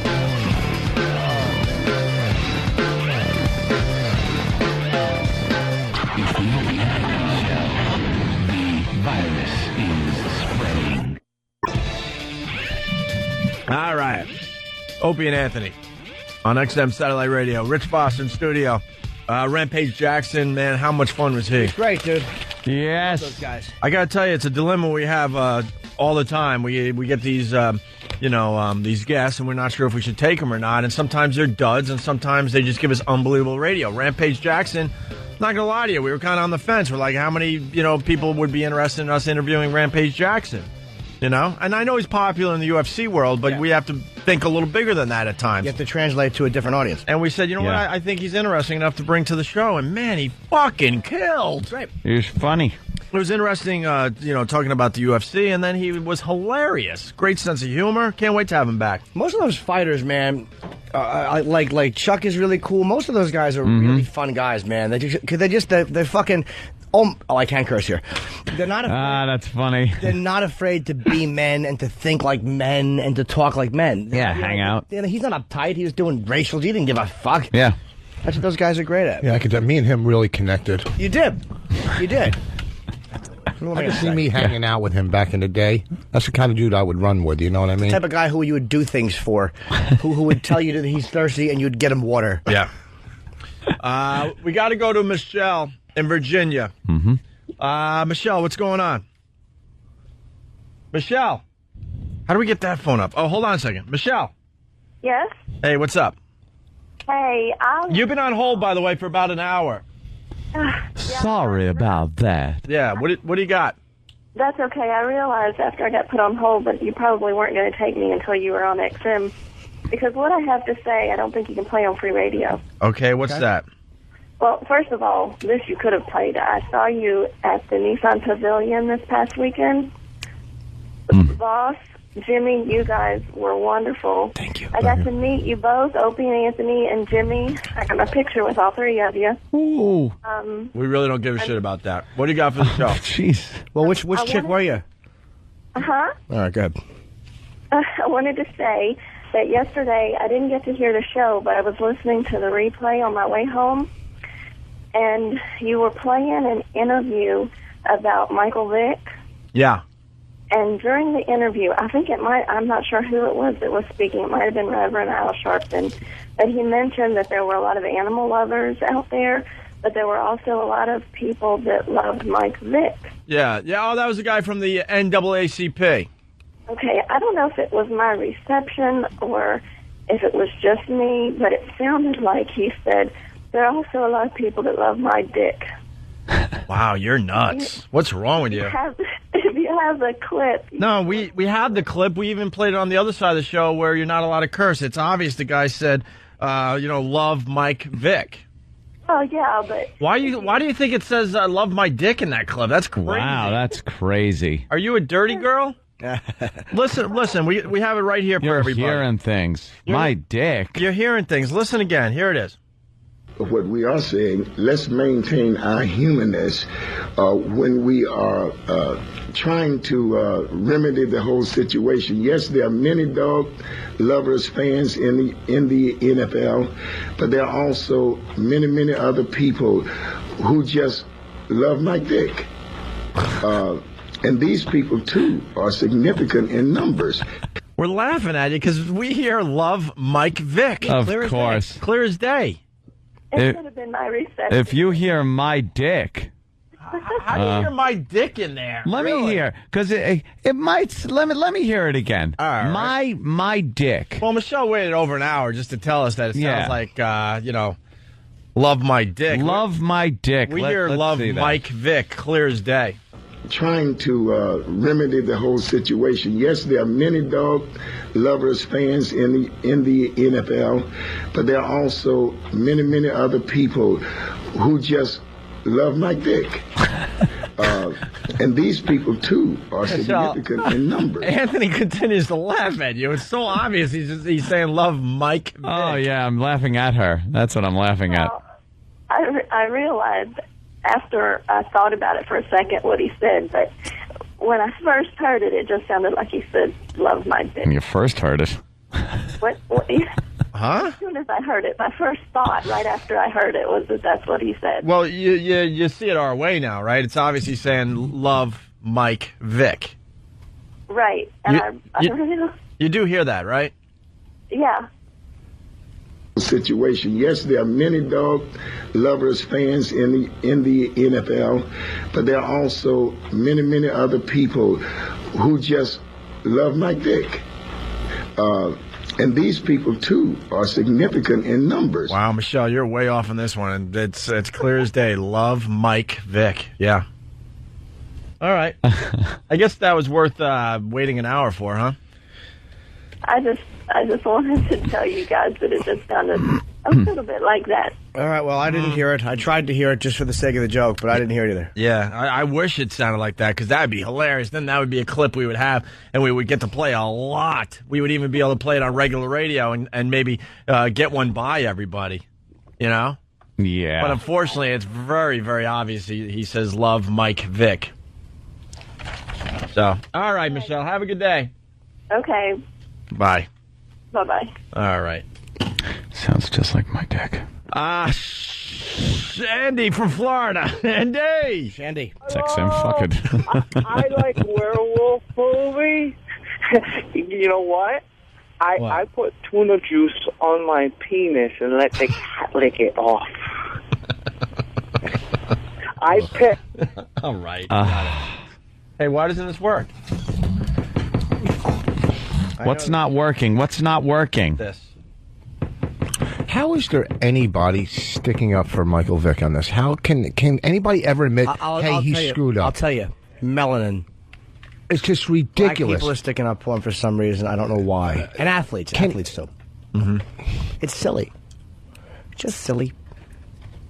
Anybody would be vilified for this. It's not like a black thing. I mean, a white athlete who was dogfighting and murder would get killed for this. People go to jail all the time for animal abuse. All the time. You just don't know who they are. It's ridiculous that anybody would say, well, you know, people love dogs and people love him. Yeah, okay, still. But he's still, you know, murderers. People love... I don't think they go to jail all the time. Well, a lot of people I get... barely hear about it. Look at That's this because fight. they're not famous. Yeah, where is this savagery going on? Bolivia? Congress. Well, that's good. That is great. I love when these countries that are just... the guy's laughing, the news guy. But I love these countries that think they got this government in place that's doing something, and they just go inside and beat the shit out of each other. They just start pounding each other with chairs and microphones, fists. It happened in our Congress recently, too. Someone threw a punch or a shot. And it's just rare that it happens here. Yeah. I love watching these other countries where it's an all-out brawl between 10 people. It's great. All right. Hey, speaking of werewolves... and they get to vote in the UN, by the way. Yeah. Yeah, they want to be just like us. Opie, I'm scared of werewolves. Remember the King Gimp game? Oh, my God. Remember King Gimp? Yeah. Some old listeners will remember the King Gimp game. Well, Danny made a retard poetry slam King Gimp style game. All righty. We play the phrase, and then we have to guess what it is. And we have multiple choice answers just in case you can't figure it out on your own. I Do we have that? certainly hope he was able to decipher what they were saying. 'Cause there are a couple of them that were impossible. All right, before we get to that, we got this is the end of the whole poetry slam. We're squeezing out as much audio as possible, but we're running out here. Poetry slam, life in drag first. As Danny makes his way to the studio, we got to play this for everybody today. Yes, sir. If I could be a woman, my body would be stunning. If I could be a woman, my body would be stunning. It would be steamy, fiery, and I would probably weigh 100 pounds. It would be steamy, fiery, and I'll probably weigh 100 pounds. I would be 6 foot and have a B cup. I would be 6 foot, and I'll probably have a B cup. My hair would be blonde. My hair would be blonde. My shoes would be high tops. My shoes would be high top. My toes would be beautiful. My toes would be beautiful. I would just have a beautiful body. I would just have a beautiful body. All women would be jealous. All women would be jealous. Even straight men would want me. Even straight men would want me. I would be happy looking like a woman. I would be happy looking like a woman. And living a life in drag. And living a life in drag. I'm gonna get rid of all my male clothes. I'm gonna get rid of all my male clothes. And get only girl clothes. And get only girl clothes. My family would be surprised. My family would be surprised. But they would learn to love me for who I am. Maybe. But I think they've done that since you've came out. And not worry what I look like. And not worry what I look like. My nails would have a French manicure. My nails would have a French manicure. I would be in a Viper. I would be in a Viper. And be a supermodel. And be a supermodel. Supermodel. They have lots of money. Because they have lots of money. And a lot of men. And a lot of men. I would be able to walk. I'd be able to walk. I'd be able to have a boyfriend. I'd be able to have a boyfriend. I'd be able to get married. I'd be able to get married. I would be loved for who I am. I would be loved for who I am. See, retarded cross-dresser. Yeah, he's in a wheelchair and he's in full cross-dressing attire. The video makes it really creepy. It's special poetry slam, life in drag for people who are trying to find it. Sounds like Mary Jo Buttafuoco being interviewed. I don't like the way the poor guy, like, they're trying to make it this high-end thing, a higher thinker. Like, yeah. How about this? I love cocks. I love cocks. Dresses make me want to get fucked up the butt. Dresses make me want to get fucked up the butt because I hate daddy and I love mommy. Why not just say that? Instead of making this artsy Well, thing? yeah, because the guy's retarded. I mean, you know, if Yeah. someone's a Columbia grad and they want to make those decisions, but Yeah. the guy just likes dresses because they feel silky. Yeah. He doesn't know. He likes Doris Day. They feel good. Yeah, let's say hi to Mike on Long Island. I was a woman, I'd be a cunt. Mike, what's up? Hey, you know, I'm not a black guy. I'm not an athlete. I'm sticking up for Mike Vick. Why's that? Because what's the difference between beating up a wife or doing some drugs and then maybe getting 30 days and then going on to the field and getting all kinds of accolades? So, you know what? He did dog fighting. I like Hold on, sir. You know what? One thing, Hold on, because your one thing at a phone's time. One Yeah, thing your at a phone's time. crapping out. You gotta like. You're not wrong. You're not wrong about the drugs and the fighting, like the domestic violence. Well, but just because that shit is not handled the way it should be, doesn't mean that the dog fighting shouldn't be handled And properly. Also, too, a wife talks back. A dog doesn't. All right, so maybe she deserves You it. can't pay off a dog. That's the problem. You can't pay off No, a dog. it's sweet. You know what? You can't say, well, if this guy gets away with armed robbery, why can't a murderer get away? It's illegal and it's inhumane to sit there and kill dogs, electrocute them, and hang them. It's not inhumane to beat your wife up. Give me a break. Sir, it is. Yes, it is. So you're comparing apples to oranges. It doesn't matter. It's both apples and oranges. No, it's the problem is, dude, dog fighting is illegal. So is beating your wife. But dog fighting to me shows is also something that's done for profit. There's a viciousness. There's a complete indifference in dog fighting. Doing drugs is stupid, but we understand why people do drugs. Hitting your wife is off. Jim Norton, are you saying that killing a dog is worse than beating a wife? Absolutely, I'm saying that. And I'm saying that hitting your wife should be rewarded. Jesus. I think the I problem. don't think we condone that on this program. No, I think the problem a lot of people are having is the magnitude of this thing. It wasn't like one pit bull. Yes. They're finding like dead pit bulls all over that property, and the way, I mean, they're drowning dogs, they're electrocuting them. It wasn't one. Like 60. I think it's the amount of dogs that really bother people on this story there, Mike. Well, you know what? They're making an example out of this guy. This guy's career is over. That's a bunch of bullshit. I mean, not for nothing. You know what? The guy, you know what? Maybe he was into this stuff. He made a mistake. Why are they going to vilify this one guy for this? He made a mistake? Hey, 60 dead dogs? Yeah, That's 60 mistakes. Hey, I'll tell you. Dogs, you know what? Let me ask you, did he kill those dead dogs? Or those dead Some of dogs them being killed by people that were doing the dog fighting? Both, dude. I think they said he did actually kill some. He did take part, apparently.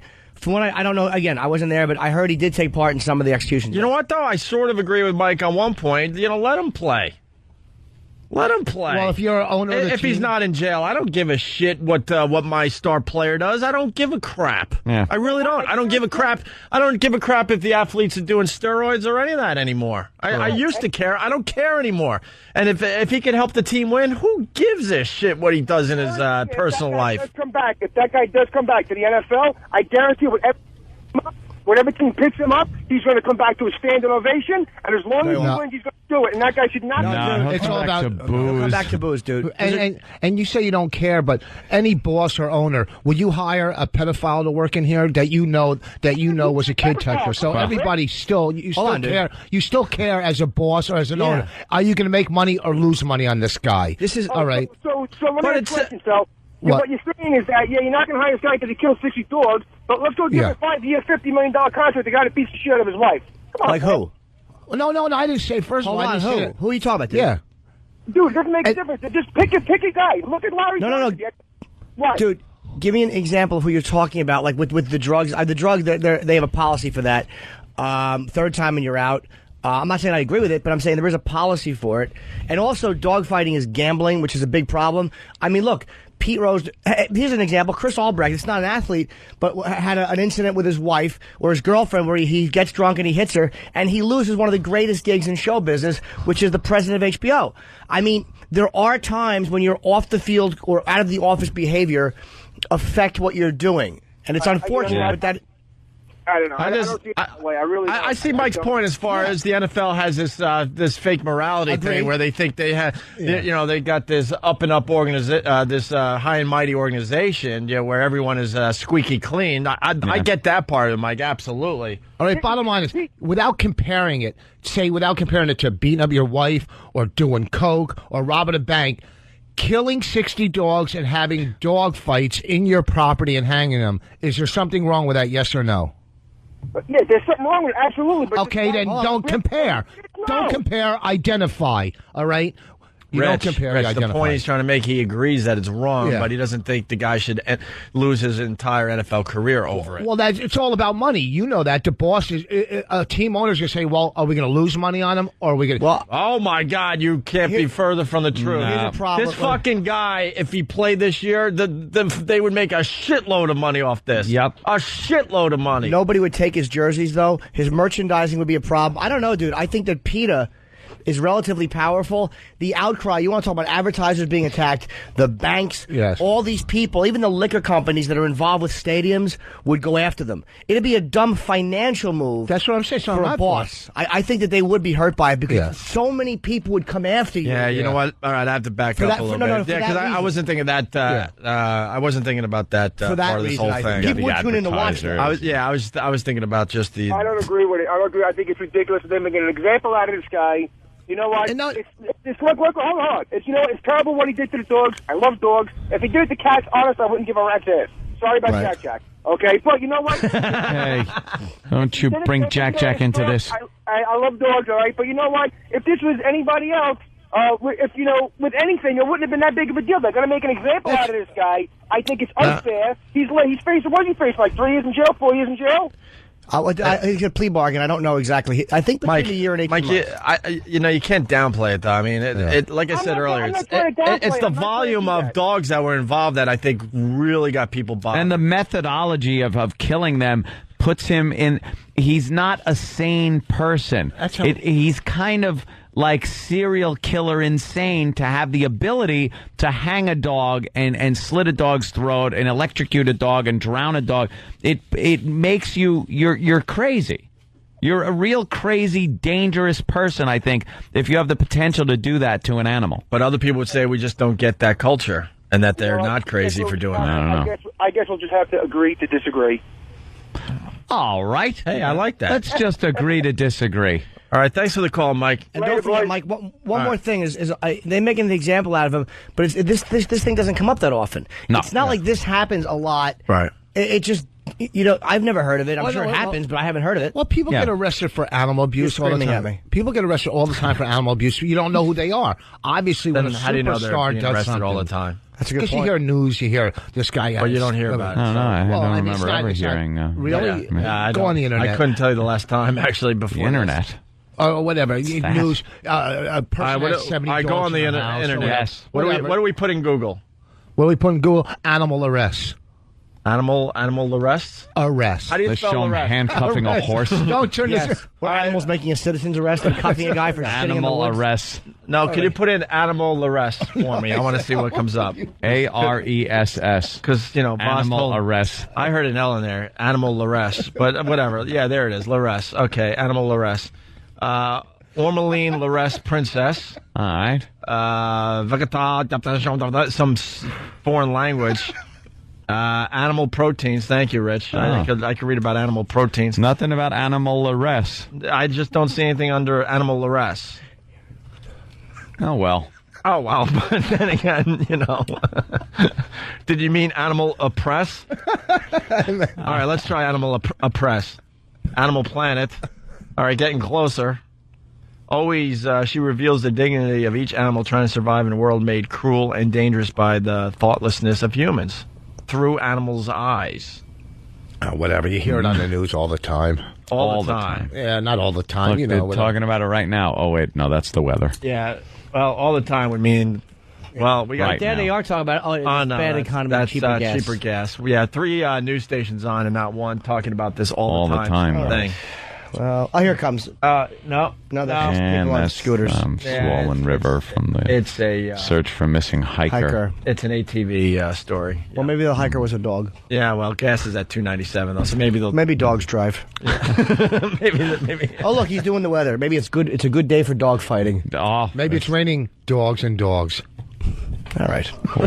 Wow. I didn't like your hand tap because you lost faith in it. Yeah. Rich, you guys can't see out there, but Rich tapped his hand with dogs and dogs because he knew. Oh, my God. Can I say something? Yeah. I went and saw the Terrence Howard. You know what? There it goes. What is this? Oh, there is the dog fighting in football. What is this? A brazen thief in the act. Look at this guy. What did he break the window with? Rocks? I don't know. Yo, I'm gone. Yeah. He's pushing the window in, stealing something. Oh, God, son Look, of it's a a bitch. serious unit. His back. Well, it's not a book. We were supposed to have Terrence Howard calling today, and he didn't because I'm thinking he got embarrassed by that movie. You went and saw it, right, Jimmy? It was a very bad movie. Yeah, with Richard Gere, very bad movie. Oh, Richard Gere is It's just not at all a good movie. Did you hear the gerbil story with him? What happened? Oh, it's quite sexy. What, and he scandalous. kills them right if they don't fight properly. Yes. Wait, yes, are you saying that gerbil fighting? Are you saying if Richard Gere's in a movie, it's got to be bad? Yeah, these or days. he hasn't done one in a while? These days. Let's go IMDb, Richard Gere. Last good movie, I would say, was the one with Edward Norton. Power was his best. Primal Fear? Primal Fear. Right? That was the last good movie he made. Pretty Woman was good. I mean, it was... I liked some of his earlier movies. How about Nights in Road of Death? What? Exactly. Oh, it's not out This yet. was a movie. Let me just tell you what it was about. It's called The Hunting Something. And it's about him and Terrence Howard play reporters, and it's based on a true story. Mm-hmm. The Hunting Party. It's not 100% true. It's about 3 reporters that are going to Bosnia after the Bosnian Serb thing, and trying to capture the one of the guys who's on the run, like one of the head massacreists. They decide they want to capture him. Mm-hmm. It's an awful concept. I didn't know what part tied in to be true. I mean, I guess that there are reporters and Bosnia exists. I mean, they proved me right. I There's looked the on the map. facts. I'm like, yeah, Bosnia's there. but it was it was terribly acted. I couldn't believe how bad the acting was. No kidding. Dude, Terrence Howard's amazing, and Richard Gere's a good actor. Awful. They had a scene with a CIA agent, and I hate when movies do this, where the CIA guy, it's such obvious propaganda. Like, the CIA guy is not talking like a CIA guy. He's talking the way two jerk-offs at a party think a CIA guy talks. Like, dude, you know the fucking CIA is over there. They ain't really looking for Bin Laden. And, like, the CIA guy is going, why do you think we haven't found him? Do you think we're not looking? Like, the CIA guy is saying things that a CIA guy would never say to reporters, much less... It was awful. And maybe that's why he didn't want to do our show. I'm wondering... There are times when, like, an actor sees the reviews and realizes, wow, this is a real bomb. They just go into hiding. They don't do press for something. I'd like to think that, but between being embarrassed of a movie that you've just made that is being released or being embarrassed of being on this show, I would pick this show. I didn't see him doing a lot of other press either. He was on Good Morning America. Yeah. He left before the premiere was over. Terrence Howard, I mean. By the way, Richard Gere was in Chicago.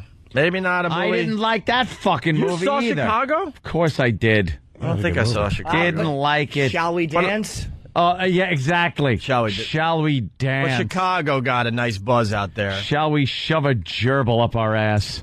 Why the gerbil joke every time? Because every time Richard Gere is brought up, I want to bring up that poor gerbil.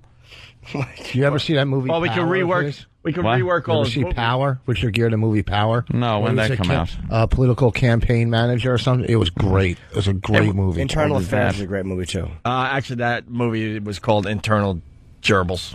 Internal Gerbils. And we got Pretty Gerbil he made, Final Gerbil he made. An officer and a gerbil. And the gerbil played on. He was in that one.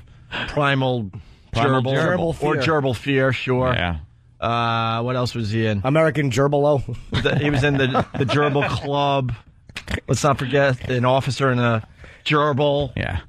American. How could we forget that? American gerbil, you know. You just said it.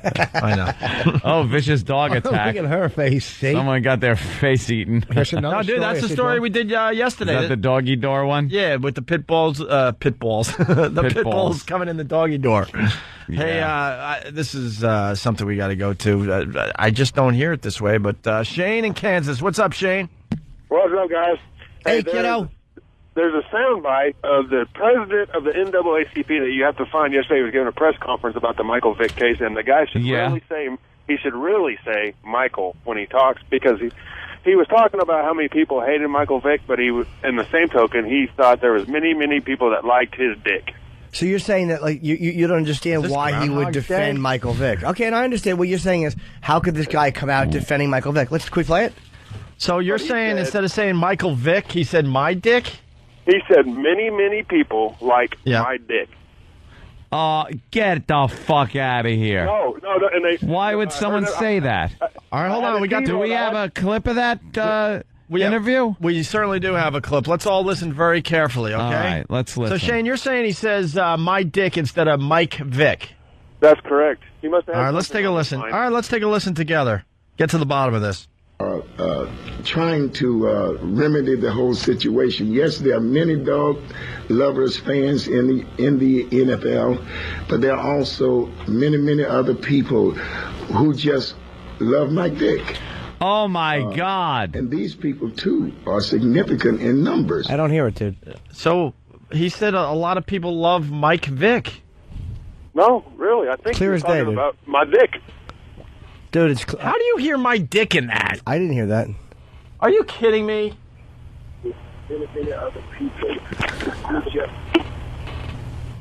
Shane. He's gone. Oh, he hung up. Oh, what a shame. You got to be crazy to hear my dick in this. Yeah, every time. How many are we going to get? This should prove to some people. Why do we even try? This should prove to some people, the hardcore fans that listen to the entire program and then bitch about you guys played that or this or that. See, there are plenty of people that don't listen to the entire program. Not even close. Not even 2 days. I love the people that listen to every word. But, of course we do. Are you a minority? But God bless you guys. God bless. Hey, so retard poetry slam, King Gimp style game. What happened to Danny? He went away. Where's that? Where'd Danny go? Well, Danny put this together. Danny, what do you think? Bars You got aren't a mic? open yet. You got a mic over there. Here's our favorite drunkard. Hi. Partner in crime. Yeah. We haven't drank in a while. We'll have to go out on Friday. Ah, nice. Drinky. What's up, Danny? Not much. I just remembered the old. Derek suggested from this clip, so I should actually give him some credit. No. We all remember the King Gimp game from years and years and years ago, and we felt that this was a perfect clip to pull and kind of try and mimic that game from years ago. All right, so we got a phrase. So we play the phrase. We'll play the phrase first, and then if you guys want to guess what he's saying off the cuff, if you want to go with multiple choice answers, I have multiple choice answers. Okay. And then, obviously, for you, the track following will be the answer. Ooh. Because this is the guy that talks with the Stephen Hawking voice box. Can I play game show host? Certainly. No, it's your job. No, it's all yours if you'd like it. All right, here's the first phrase. I can't hear me no. I know what he Get said. the fuck out of here. I actually know. Now I remember the King Gimp game. God, it was so hard. You guys couldn't understand it? No, Jimmy, what do you got? I know what he said. All right. Maresy dotes and dozy dotes and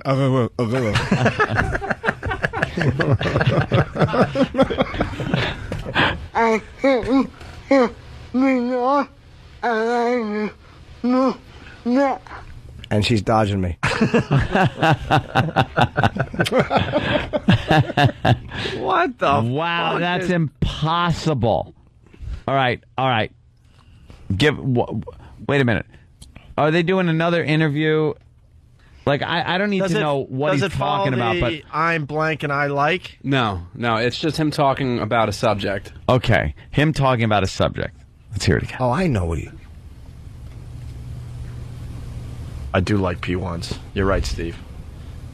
Could you give us a hint? I don't want to hint. I don't know how. I know now he's talking about He's stuff. talking about stuff. All right, you want to hear it again? Yeah, let's hear it. All right. I can't hear me no. No. Ask not what your country can do for you. No, That is completely unintelligible. it was something about gumdrops. I think he's saying, like, but he does not at the end. I got an answer. No? Yeah, I didn't think so. Fucking retard. He's saying there is no God. He should be. Wow.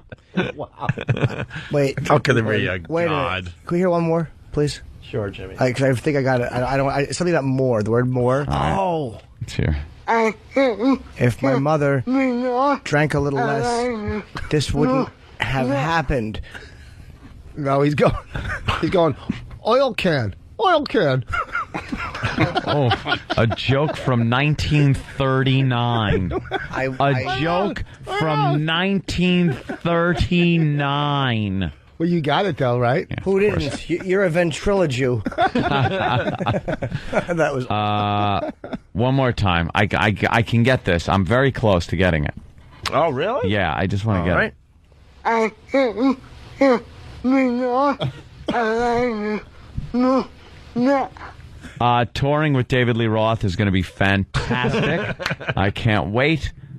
And having my son on the bass guitar will make me very happy. Well, I think I got it. What? Yeah. And then Michael Vick put an electric prod. All right, maybe not. Oh, wow. Oh, maybe not. Where's the card? Why? Could it be a dog? Well, I made an ass of myself. I'm sorry I did that. we all hear the word more in there, right? I'm embarrassed that I did that. Sorry. Is it? More? I hear the word more. More. So I'm going to guess choke me more, I could still breathe. Or how about chromosomes? I have one more than you do. Hoffman from Wagbag, he writes, well, I don't know what he writes because it updated. Man, we got to, like, rework this instant feedback. Like, maybe we make things smaller so it stays on the screen longer. Because he had a great one. He's saying, I suck cock for K-Rock. This retard got the phrase that pays. I think. All right, it's time for the answer. You want to give us a multiple choice here? Yeah, I'll give you 4 multiple choice. All right. Is it A, I think I'm in love and I like movies. B, there's pain in my jaw, they might remove it. Could be. C, ice skating brings me joy, I like the movement. Or D, I think I want more, I like to do it. That's it. No. I'll bet money. I know. I think I like more. I want more. I like to do it. Exactly. He saw a picture of cotton candy. That's what I'm saying. It's the ice skating one. Positive. Okay. What do you say, Boss? I have to go with D, too. Now let's listen to it, because now we know what the answer really is. All right. I think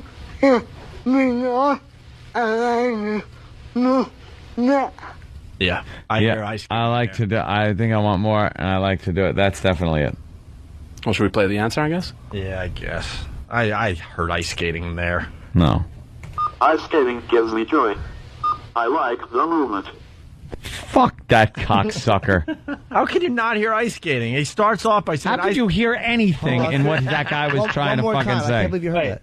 Ice skating. All right. I heard that one. That's easy. All right, he starts with ice skating. I just want to set it up. Listen, it's obvious he says ice skating to start this. I think Oh, yeah. Not obvious. That's ice skating, and it's obvious.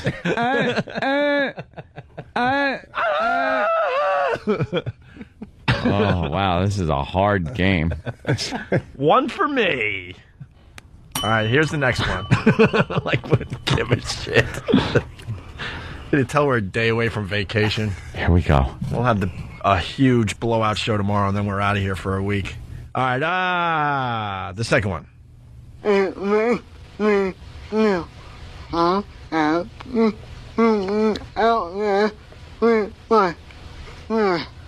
my God, my brain's getting tired. It makes me something to be out there with my friends. It makes me stupid. Fuck ice skating. I can't do it. Wait, no. One more time. Oh, boy. Come on. It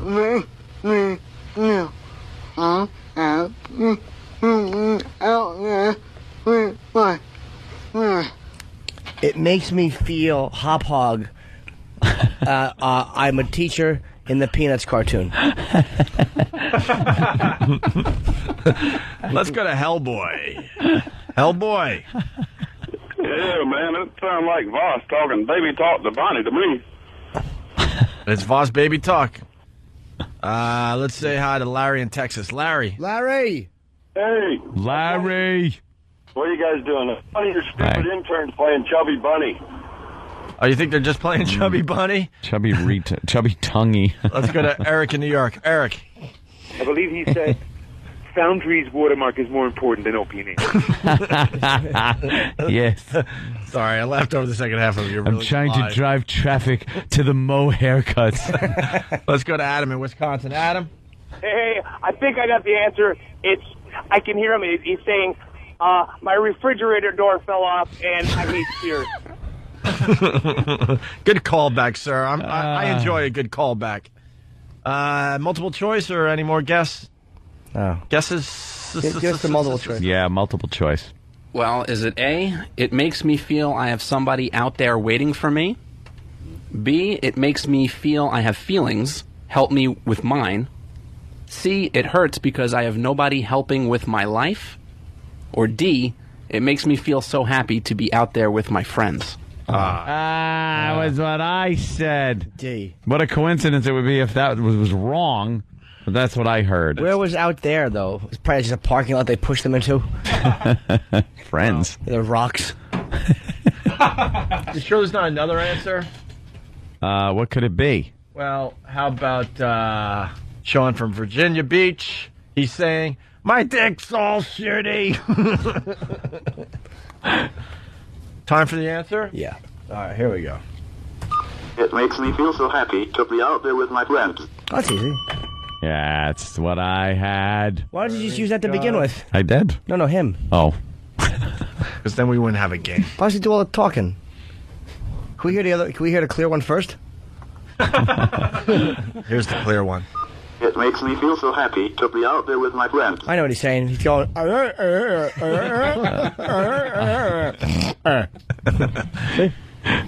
right, here's we got two more to go. Here we go. Cool. Or maybe not. I know that I have never fallen on an egg. I know I have Yeah, I heard ruined many photographs. I can't exactly. I'm going to guess. I'm going to guess. I'm alive. Don't pull that plug. Pete Rose, 12 o'clock. We were walking through the airport. Fucking Anthony's such a dick. We're walking through the airport in Detroit, and he just goes, Pete Rose, 12 o'clock, and he points, and ahead of us is a retarded person with the Pete Rose hair. God, were we laughing? Oh, my God. Isn't that horrible? Pete Rose. Pete Rose, 12 o'clock. It was so casual, and I didn't. The funny thing was, I didn't catch it for another 10 steps. And Yeah, until we actually saw. We were up close. Oh no, Pete Rose. I know that I have never fallen on an egg. I know that I have never. No. Something on my head. Fred from Brooklyn's got it. What? Got it. He's good at this game. Fred, right. Go ahead. Hey, what's up, guys? Is that Dave Fred. ordering another drink at Ball 9? I Ring that bell. think he's saying winning last Comic 4 was the best thing that's ever happened to me. Who won it? Josh Blue? Oh, Brian in New York. What's up? What's up, guys? Hey. He's saying my friend E-Rock is a fat fuck and has a Pete Rose haircut. That was awful and Oh, mean-spirited. boy, that was very hurtful. That was very hurtful, Brian. We like to tease E-Rock, but that was just hurtful. We don't like to hurt E-Rock's feelings. All right, what are the multiple choice answers? Funny. Of course, then fuck his feelings. Has something with love. Well, the multiple choice for this one is A. I know that I know that I have never in real life. I know now that I've never seen it with my eyes. I know now. Was he fucking Shakespeare? Hark! Eric in Texas. No, if he sees a red fucking heart. Hark! Eric in Texas. Pete Rose, 12 o'clock. I know I have a dick in my mouth, but it tastes so good. Whalens? Oh, boy. Kick A from Philly. I know I bet on baseball, but I should be in the Hall of Fame. That's a damn good one.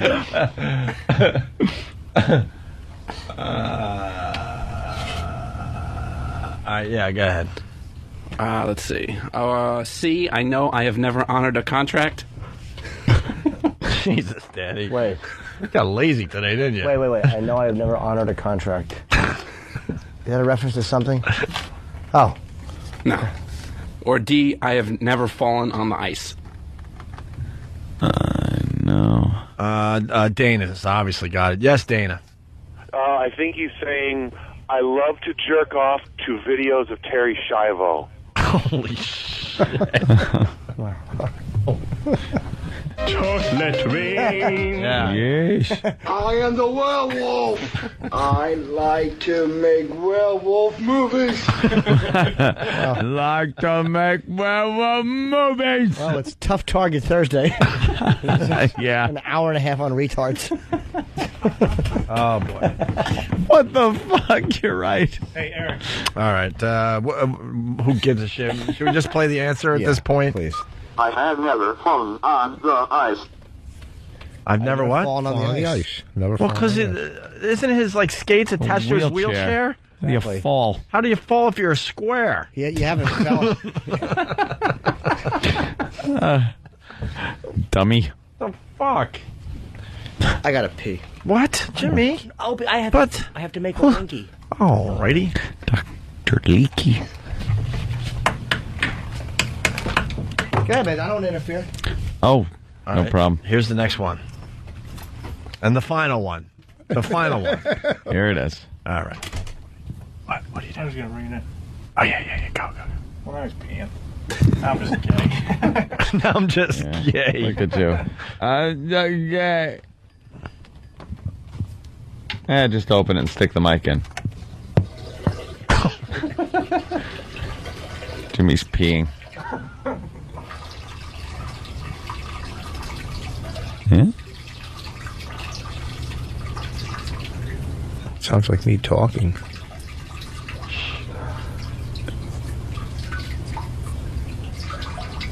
Stream start and stops a lot. Prostate problem. He's removing kidney stones. Say, you all right, Jimmy? Yeah. Your stream starts and stops a lot. Well, towards the end it does. I don't know why. Could be prostate. Really? You're gonna. I piss so much, dude. You're gonna have to get a finger up your ass. What's that? You're gonna have to get a finger up your ass. At a doctor's office. No, I just thought here we could all just take turns. I've had my prostate checked before. They Oh, said you it was have? Fine. Yeah. With what young lady's tongue? A little swollen. Do you wake up in the middle of the night pissing a lot? 5 times. In the middle of the night? Yeah. I'm a lucky boy. When I go in to my doctor's office for strep throat, I get my my ass checked. Why for strep throat? Well, I want to call my doctor and find out because I'm still trying to figure it out. I'm time to switch doctors, don't you think? I just got the letter in the mail too that said from my general practitioner that was like, just a reminder, it's time for your yearly physical exam. It's like this thing fucking rolls around. I think they're sending that out every 6 months because I dread it because it's the finger up the ass. They probably have some weird bet at the finger up the ass. They probably have a weird bet at the doctor's office. Let's see if he comes in again. Gonna come in? He's coming in so he can stick God, fingers up his ass. No, because it's always around this time. Yeah. All right. Oh, hate that. Who takes a physical every year? You know, pretty much people that want to stay healthy. Yeah, you want to kind of physical. Yeah, once you reach a certain age, things happen fast. They could cure a lot of stuff if they catch it early. That's why you go once a year there. Jack Klugman survived throat cancer. He could still talk because they caught it early. Yeah. Frank Zappa would have still been alive if he would have gotten his prostate checked. When was the last time you had your ass checked? About a month ago. I had a physical in a doctor's office. Yeah, completely. And it was the first one. And my doctor's funny too because. Is he hysterical? I said, I feel really close when you put your finger in me. He goes, 2 fingers. Yeah,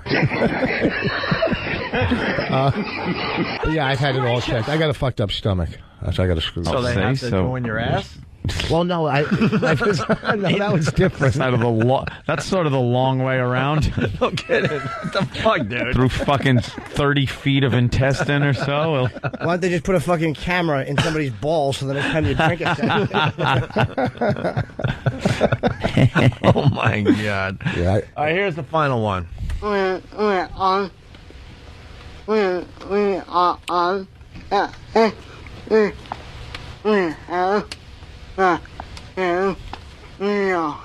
don't know, it's a little redundant. He kind of repeats himself. Sounds like, are we on? Are we on? That's a toughie. Yeah. I'm running out of lines. What's he saying? I played Superman. One more? Just one more time. All right.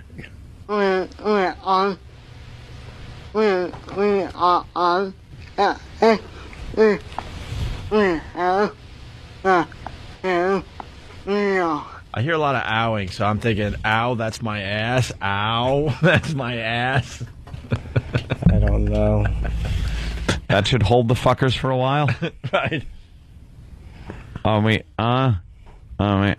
think that, I don't know. What are the choices? Well, you guys will never get it.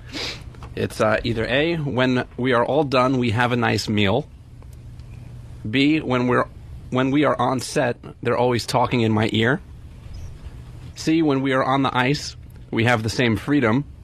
Or D, when we all hang out next, we have to have a beer. C. Wow. I don't know how to pronounce your name, but some dude from Bermuda. I think he's saying, it's a welcome to another New Year's Rockin' Good one.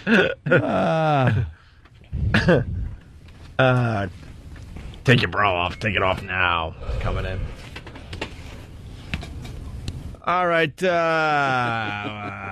Russman doesn't like this. Well, Russman, go to 47. I would suggest that today. What does Russman think is too mean? All right, enough of this fucking bogus bullshit. mean-spirited. Totally not funny. Really. Don't listen. I've never seen more instant feedback come in recent weeks, and the phones just are lit. Yourself. All right, ready for the answer? Yep. Here we go. When we are on the ice, we have the same freedom. That's me. That didn't sound like that at all. No. Who is we? What does he have the same freedom as? Somebody takes a tree stump and kicks it across the ice? He was talking about curling. Trees. When we were on the ice, we have the same mental capacity. See him in an empty turtle shell sliding across the ice. It's got to be empty or it's smarter. I love that. All right, well, there you go. That was a tough game. The King Gimp game has made an appearance back on the show there. The werewolf retards. Yeah. I like to make werewolf movies. Movies. I am the werewolf. More with Rich Voss, who will be at the Improv Labor Day weekend in Pittsburgh. And I have a phoner to do in a little while. Why? I have to. With who, Jimmy? Mike Gallagher. I thought it was yesterday, but I fucked up. But, can we do it together? I can't. Oh. He doesn't like us? Oh, no, that's not true at all. I think he actually does. Yeah. But he's God bless America guy. Is he? Right? Very conservative. Yeah. Oh, good. And we're, NBA star defends Michael Vick. Calls. Yeah, that was the calls dogfighting sport. Yeah. That was, what's his name? Marbury. Stephon Marbury. Oh, okay. It's a culture we just don't understand, maybe. That's what I'm going to say today. That's my take on it today. We didn't ask Quentin just in case he agreed with Michael Vick. We all would have had to go. Oh, fuck. No one was brave enough to ask Rampage. No one was brave enough to ask him about the dogfighting. All right, here we go. You kidding? Brave enough. What? I had a great line when he talked about how he was afraid of ghosts, and I was really not going to go there. Oof. Gold. Oh. Just gold.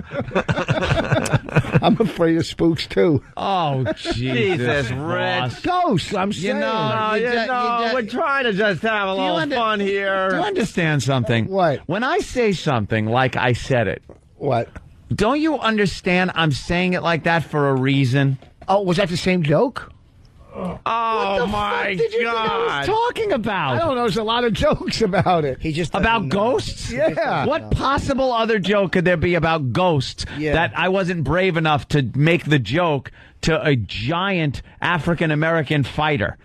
What possible other joke could there be? Well, that could be quite close. And you have to just blurt it out. I was going with the old, I was going old school, Abbott and Costello, you know, how they would portray ghosts in Abbott and Costello, and that would look like something else. I honestly didn't know.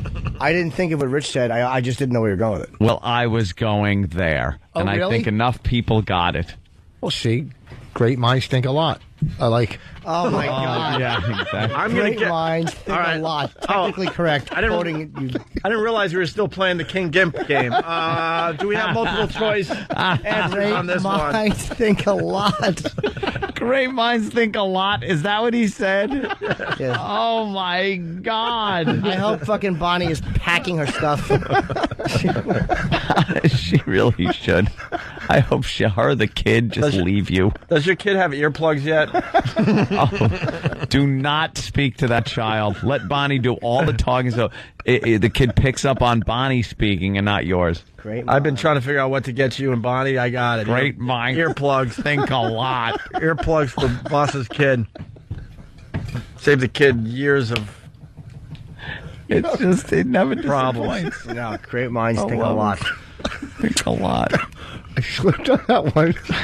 Oh my God! All right, we're gonna break and you know what? Something a little different today. You know, we got to take a break, but we were talking about Greg Giraldo earlier this morning. Very funny. We found the uncensored part of his roasting of Flavor Flav, but it's uncensored, which is cool. Let's see what this XM could do. We like to do this from time to time. You can't do this on regular radio. No.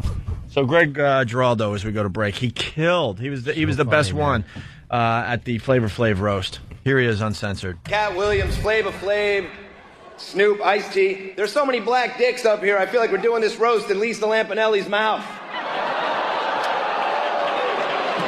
Face it.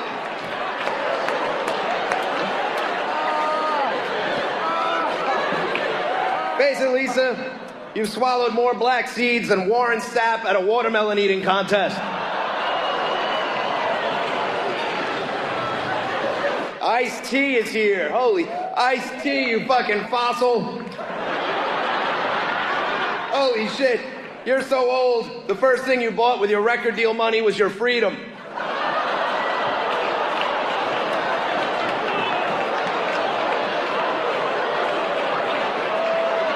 On your first album, the N-word was Negro.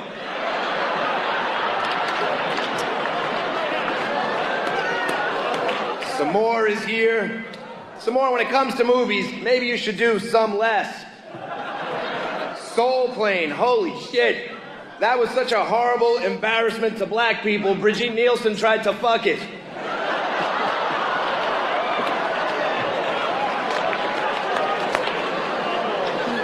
Brigitte Nielsen's here. Good to see you sitting up, sweetheart. I guess you're in rehab, and I really hope that works out for you. But seriously, if you want to stop repeating the disgusting things you've done in the past, why don't you just get your pussy sewn shut?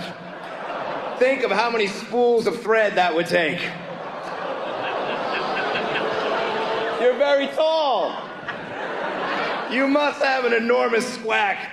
Your pussy's so big, Sylvester Stallone left his career in there.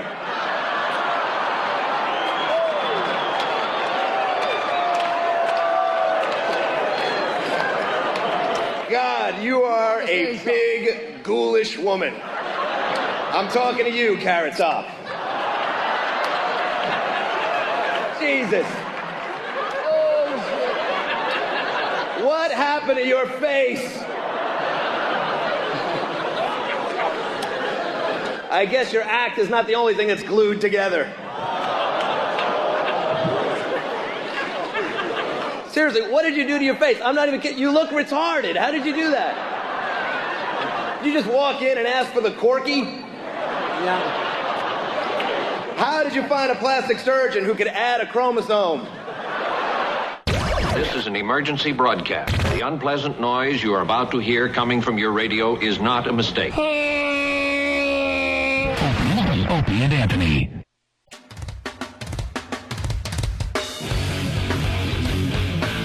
Rock and roll.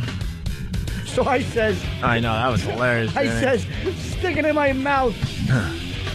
Yuck. Journey tribute audio coming our way in a few minutes. Evolution? Revolution? Evolution? All right. With Hugo, a good friend of Anthony's from the old days. Yes. My brother Joe used to be in this band, but he was making more money with the U2 tribute band, so he had to give up the Journey tribute band. Yeah, you can only really commit to one tribute band. Right. Mike in Alabama, what's up? Hey, guys. Mike? About the biggest fucking douchebag that I've ever heard. Why? Because of that damn bit you guys just did. That's pretty fucking cool. What if you had a kid like that? Here comes a Frunkus. Am I that obvious? Yeah. God damn. We really don't have haters because we're really great at this. Yeah. You know what it is? It says, you guys are going to hell for that last bit, and I don't really worry about that hell and heaven thing because no matter which one you go to, you're going to miss people at the other joint. You know what I mean? Yeah, true. So when they say, hey, you're going to go to hell for that next bit, I'm like, all right, hell's all right, because I'm going to know some people there. But then all the people that go to heaven, I'm going to be bummed out I don't get to see them for eternity. What about if you go to heaven, you're going to want to visit some of your old friends that happen to go to hell. So I just can't worry about that crap. Isn't heaven supposed to be like eternal happiness and bliss? Like that's finally your reward, so there's no sadness. But wouldn't you be sad that there wasn't a person, like you're missing somebody because they went to hell? Who? Yeah.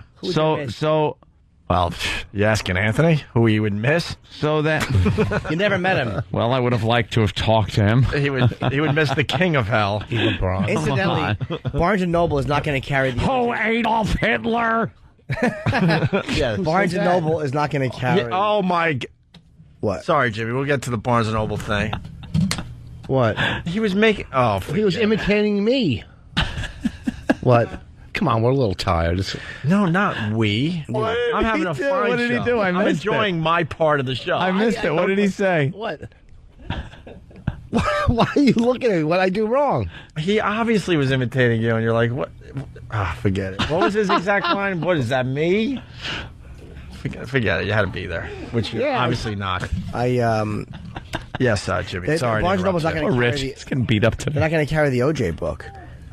They said they will not carry the OJ book. It's like, come on, guys, you can't start doing that shit. They carry because Hitler made me think of that. They carry Mein Kampf. They carry Hitler's shit. It's like, what is going to be more offensive than books about serial killers and fucking... I mean, come... That isn't if I did it. That's look what I did. But you know what I'm saying? They carry all that shit. You could spend 15 minutes in Barnes & Noble and you could find some horrific things is what Jimmy's getting at. Yes. You know what I think so the why would they difference is? ban the OJ book I think because if Hitler was walking around dating blondes in Florida and playing golf, they probably wouldn't put Mein Kampf in the but there's probably other horrific people that are walking around. And after OJ's dead, they will probably put his book in there. But I'm with Jimmy. You can't start doing that because then... No, I'm with you on this, too. I'm just probably thinking what their logic is. You can. You got to have it all in there. I'm just thinking what their logic is as to why, Mein Kampf is in there. You carry the OJ book? Yeah. Yeah, why not? Well, Mein Kampf is... OJ just snapped one night. I mean, Jesus Christ, Hitler snapped for 5 years. And all the proceeds are going to the Goldman family. So you can help them out. So why wouldn't you buy like 5 books? Help them out. Well, they are sticking it up OJ's ass, man. Oh yeah, OJ. any dime this guy tries to make, because he lives off of his football pension, which for some reason is untouchable. For some reason, his football pension cannot be touched by the Goldman family, which is ridiculous. They should be able to make him homeless, but he's living large. Man, OJ is, the country has just fucking, you know what, nobody ever watched the trial that closely. Right, yeah. People think it's all racial. No, whoever sat glued to their TV watching a trial and seeing evidence build up, like, no one. Yeah. You never fucking did that before. No, that was every bit of it. You were glued watching the testimony. And the guy's not going to make any money off the book. You got to put it in the bookstores. If people want to buy it, they're going to buy it. Absolutely. Let the market decide if it's going to do well or not. Don't tell me what I can and can't read. Agree. All that shit. I'd read the book in a second. What the hell's going on with this country? Let's say hi. Oh, wow, cool. Seton Smith. Seton. How you doing? Hey, buddy, how are you, man? We've been talking about you all week. I know. I've been recording it all week. It's beautiful. I don't blame you. I didn't know you had XM. What you say? I didn't know you had XM. Oh, yeah, I've had XM the whole time. I didn't get my promo code from y'all, but I'm not even holding that against y'all. Y'all are beautiful for just having me on. Well, Seton Smith, he won Car Crash Comedy in D.C. Oh, fuck. Hold on a minute, Seton. Hold on. Please, stay right there. Hold on. Oh, shh. Hello? Hello? Hello? Am I calling 92? Y'all trying to be caller 92? And what are you trying to win, sir? I'm trying to win the Traveling Virus ticket. Do you know the phrase that pays? I'm afraid I don't, unless it's something like Frankis. How come I'm listening to the two of you talk? Who was this? My name's Scott. No. No, I'm calling 92. Seth isn't. Well, one of you is calling 92. I know. Which one can it be? I'm going to give it to the tranny.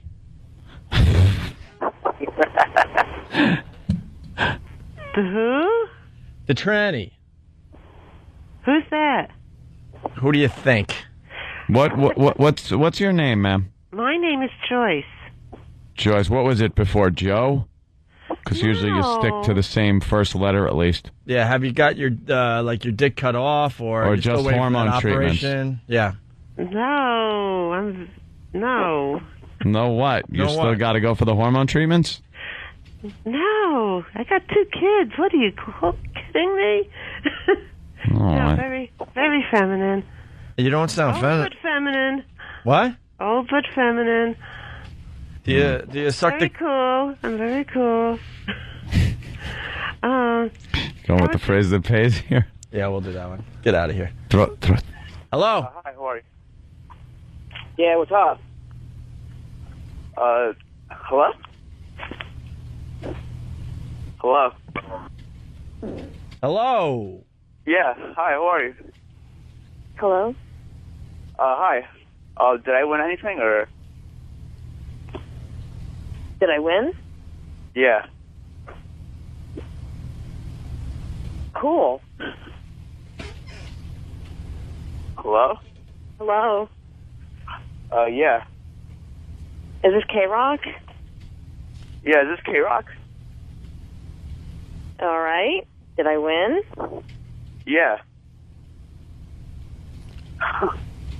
Do I need to choose? What? Is this K-Rock? I just asked the same thing.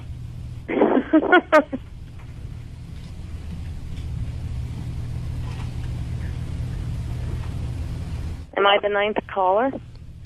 Hello? Yeah. So what do I need to do?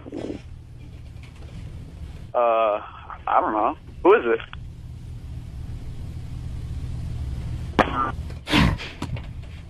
Go with 2 new ones.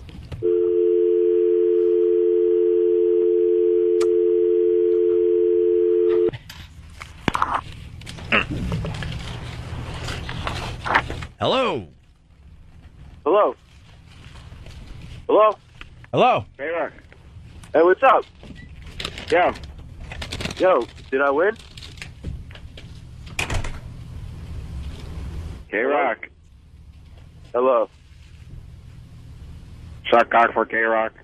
Hey, what's up, man? Hello. Hello? Hello. Hello? Hello. Hello? Can you hear me? Yeah, I'm here. Hello? Hello. Am I calling 92? Am I? Did I make it? Hello. Hello? Hello. Hello? Hello. Hello? Can you hear me now? Yep. Hello? Hello. Hello. Yeah. Hello? Hello. Hello. Hello. Yeah. Can you hear me now? Yeah. Did I make it? Am I calling 92? Hello. Hello. Hello? Hello. Hello? Hello. Hello. Hello?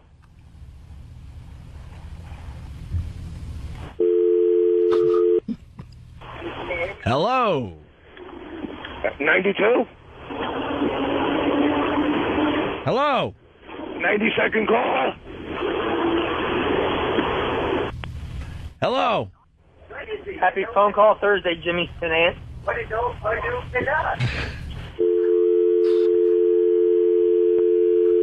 Fuckers. One more. Hello. Hello. Opie, give me tickets. Come on. He's all wise to you. Fuckers are all wise now. You motherfuckers. That is so fucking funny. Hello? Hello? Hello? Hello? One more. Hello. Hello. Hello? Hello. Hey, how you doing? Hold on. All right, that's today's fuck with the K-Rock call. That's today's hello. I love the hello. All right. Did I win? Yeah. What? Did I win? Now I can't get Seton Smith back on. Oh, wait, I got to change Macy's. Which Macy is it? This one? Mises. All right. Seton, sorry about that. What's up, man? No, it was funny. What's up, anyway, yeah, Seton Smith won Car Crash Comedy down there in Washington, D.C. And Rich Voss, you were on the stage and you introed Seton Smith because he got the opening slot because he won Car Crash Comedy. And how well did he do? He killed. He had a great set. He just killed. He took advantage of an opportunity, my friend. Yes. And he looked like he had a good time. You know, he wasn't intimidated. Bullseye. And besides you being funny and everything, I have to say, your girlfriend is probably one of the hottest girls on this planet. I'm telling you, if you don't marry her, listen to me. She's beautiful. Oh, my and God. she supports you, and she was really a good-looking girl, and you were really funny, man. Are you nervous? Did you tell him the first thing you said when you saw her? Yeah, you better hope she doesn't meet a headliner. That's pretty fun. I don't know. She's just very attractive. You're a lucky man. Yeah, Seton, what has happened since you opened up the Virus show down there in D.C.? Every open micer in D.C. has all congratulated me. The D.C. Improv works me now, but other than that, I don't know. I ain't really know the strategy of sucking dick. I ain't know whose dick to suck to get work. So if y'all can give me like a letter, give me a diagram to who, because I will do it. Everybody listening, just work me, wherever. Well, you know what we're going to do? We should have you on the show soon. Please. When are you going to be in New York next? We would love for you to stop by.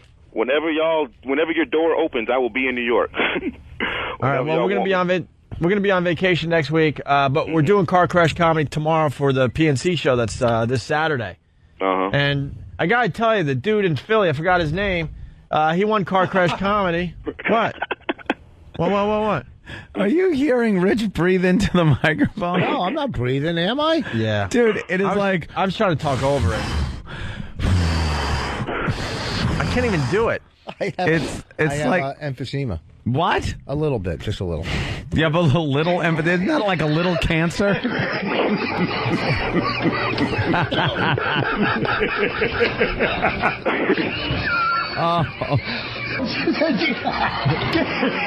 It can't get worse if I don't start smoking again.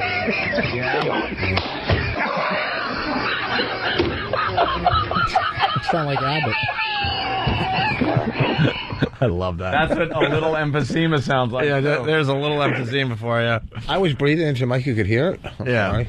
Oh, yeah. I try to be aware of that. That's one of the things I try to be aware of. Emphysema. No, my health doesn't allow it. Oh, well. Well, what I was saying, though, the dude in Philly that won Car Crash Comedy, he backed out, and now he's kind of trashing us, I'm hearing. Is he really? Yeah, let's go to Joe in Philly. Joe, what's up? OP, what's going on, man? What's up, bitches? Now, even yesterday on Kid Chris, Ego McGonigal was talking about how you guys owe him money for all the free publicity he's giving you guys down here. Oh, wow. Is that the little guy? Owe him money? Is he insane? Wait, now, Joe. Hey, Joe. What's up? What's up? This has come in a few times today. Now, you got to tell the truth on this one. Don't exaggerate or nothing. What is he really? He's really saying that? I'm not exaggerating. Levy, and Chris, and Thomas all stuck up for you guys. Everybody was ripping on him. They're talking about how they're going to drop him from their show, and how, I think they're busting his balls, but they're talking about how YSP's pissed, and they don't want him on any more of Levy's gigs. He honest to God said that you guys owe him money for the free publicity that he gave you down there, because they all talked about it on Kid Chris for 3 days in a row. But every time I talk about the winner from Car Crash Comedy in Philly, I forget the kid's name. Is he the little guy, mechanical? Is he the little guy? Yeah, he's like 4'10", maybe. He's a tiny little guy. With a horseshoe hairstyle there, and he's like just awful. He has to pay for sex and all, and we're giving him a great opportunity. We got the winner right here on the phone, Seton Smith. He went out in front of about, 6,000 or 7,000 because people were still coming in, and destroyed. I think we should still let Mechanical do it. He doesn't want to do it. How could he not want to do Camden? Doesn't he would do want great to there. do it. Because you know what it is? I think he's scared and he's trying to find an excuse to get out of it. He's absolutely scared. Yep. What did he say? He thinks it's too late now. Levy was telling him to get back on, try and get back on, and everyone was telling him it was too late. Dude, we had patience with the guy because we figured he was a little nervous, but now he said something about having a mediocre career, and I don't know. He's at the twilight of a mediocre career. Chris is going to pay him to do the show. Fuck pay. Seton Smith. Pay him. Did you need money to open up in front of 6,000 or 7,000 people when you're usually doing your comedy in front of 15? Yeah. I would have paid y'all a good amount of money. Exactly. To stand in front of that many white people and not be in a lineup? Unless what kind of lineup you talking about, unless it's a Klan lineup. I got a lack of height with Ego. Hey, can we get Kid Chris on the phone? Is he up yet? I want to get to the bottom of this Philly thing. And we'll call Kid Chris today or something. Thanks, Joe. Later. But Seton, what's wrong with that midget? Seton, we just wanted to, congratulate you again. Everyone was talking about how great you did down there in Virginia. And we'll have you on the show soon after break, okay? All right, then, dog. Thank y'all. Any plugs today? Any plugs? Damn it. No, I'm in Woodbridge, Virginia. I have no plugs at all. Well, you got a MySpace or something? Oh, yeah, my bad. Yeah, please, everybody, be my friend. Seton Smith, MySpace /Seton Smith. Be my friend. See me do 8 minutes on there. Please do. And also, y'all were making fun of Rich Voss because of the little spook line. I want to let you know there's a bunch of ways y'all could have went with that. You know what I mean? So, there's for example, Klan people look like ghosts. So you could have been like, I got my little Klan costume in the closet. Right, the Klan costume could have worked too. Yeah, you could have been like, Perhaps I you're afraid of jumped the ghosts. gun. I thought black people were just afraid of being fathers. You could have just went somewhere, So anyways, y'all, thank y'all for having me on the show. I'll talk to y'all later. All right, thanks, man. Seton Smith, everyone. He said, what else did he say? Charlie and Philly. Smart guy. Charlie. Yo, Opie Anthony, Jimmy, and Rich, what's up, guys? Hey. Hey, just to add to little Ed McGonigal's conversation yesterday on Kid Chris, he said that you guys should be thankful for his little controversy that he started up because now you got more people listening to your dopey little show. Look, dude, he came in for car crash comedy. What is he talking about? Cool. What a loser. What's he trying to pull? Some wacky comedy bit? No, he where was... we talk about him. I'll tell you what happened. He tried to bow out because he was scared. We called him out on it, and now he's trying to, save face. Yeah. Thanks, Charlie. Can you get him on the phone? Don't we have his number to get him on the phone? Mechanical? He can only talk from 6 to like 6:20 or something crazy like that because he goes to work. So we're trying to get Kid Chris on. We'll see what happens. Hey, Evolution on Jill TV, Channel 11 here in New York, Anthony. Hugo, lead singer. He looks just like a young Steve Perry, especially. Yeah. A younger Steve Perry. Yep. Looks like Steve Perry, and it's a Journey cover band. And I guess they're doing cover band week because they had the Bon Jovi guy on yesterday. Mm-hmm. And then tomorrow they're having a U2 tribute band, but it's not to you. Why? I don't know. Huh. I don't know. Didn't they do Channel 11 already? They did. I think so. At some point. The last time they did this. Yeah. So now they're doing Unforgettable Fire. They had Green Day tribute band. Yeah, they had a Green Day tribute band. But today they had Hugo, and buddy Hugo there doing Evolution. Journey. Seton is spelled S-E-T-O-N. No. No? No? It's S-E-A-T-O-N. S-E-A? Oh, really? Yes. Fascinating. Fuck. S-E-A-T-O-N? Yeah, I'll double check with. Okay. Here's Evolution on TV this morning. Sounds good so far. Well, a little fast, actually. Yeah, they probably had to fit it in at a certain time.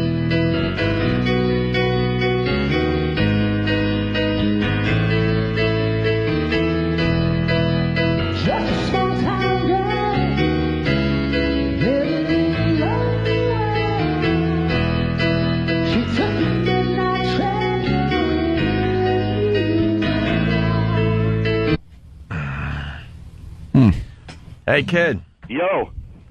I'm sorry I haven't called your show. I've been really busy this week. I apologize. That's all right, bro. That's okay. Maybe we'll try to give a call in this afternoon down there. Okay. What the fuck is going on? Like, we just had Seton Smith on, the guy who won Car Crash Comedy in Washington, D.C. Yes. And he won. He went out there in front of 7,000 people and absolutely destroyed. All the comedians were talking about him backstage, saying, wow, he took that opportunity and he ran with it. What's up with Ed? I don't know, man. He's on a high horse for some reason. He can't get on a horse. Now they dub him as Ego McGonigal. And yesterday he was saying on our show that you guys need to thank him for all the publicity he's getting you now. What are you talking about? Huh? What is wrong with him? What's the real deal? You think he got nervous? You know this guy pretty well. Yeah, well, that's his thing. You know what? We noticed with him, he starts to get a little, arrogant, but yet when he gets an opportunity, he'll shoot it down so there's no room for failure. Really? Yeah. You know, so... Yeah. Wow. I guess the guys are doing it forever. And here's the thing. One of his complaints was he doesn't want to just give out his material for free, but he'll do those open mics all week long. Yeah, and this is in front of a huge crowd. Yep. In front of, industry people. I mean, I think it'd be a... Hey, you know what? Tell him I'll pay him out of my pocket if he does a show. No, we don't fucking want him anymore. Go fuck yourself, Yeah, Ed. absolutely. And for him to come up with an excuse, he wants to be paid for his material.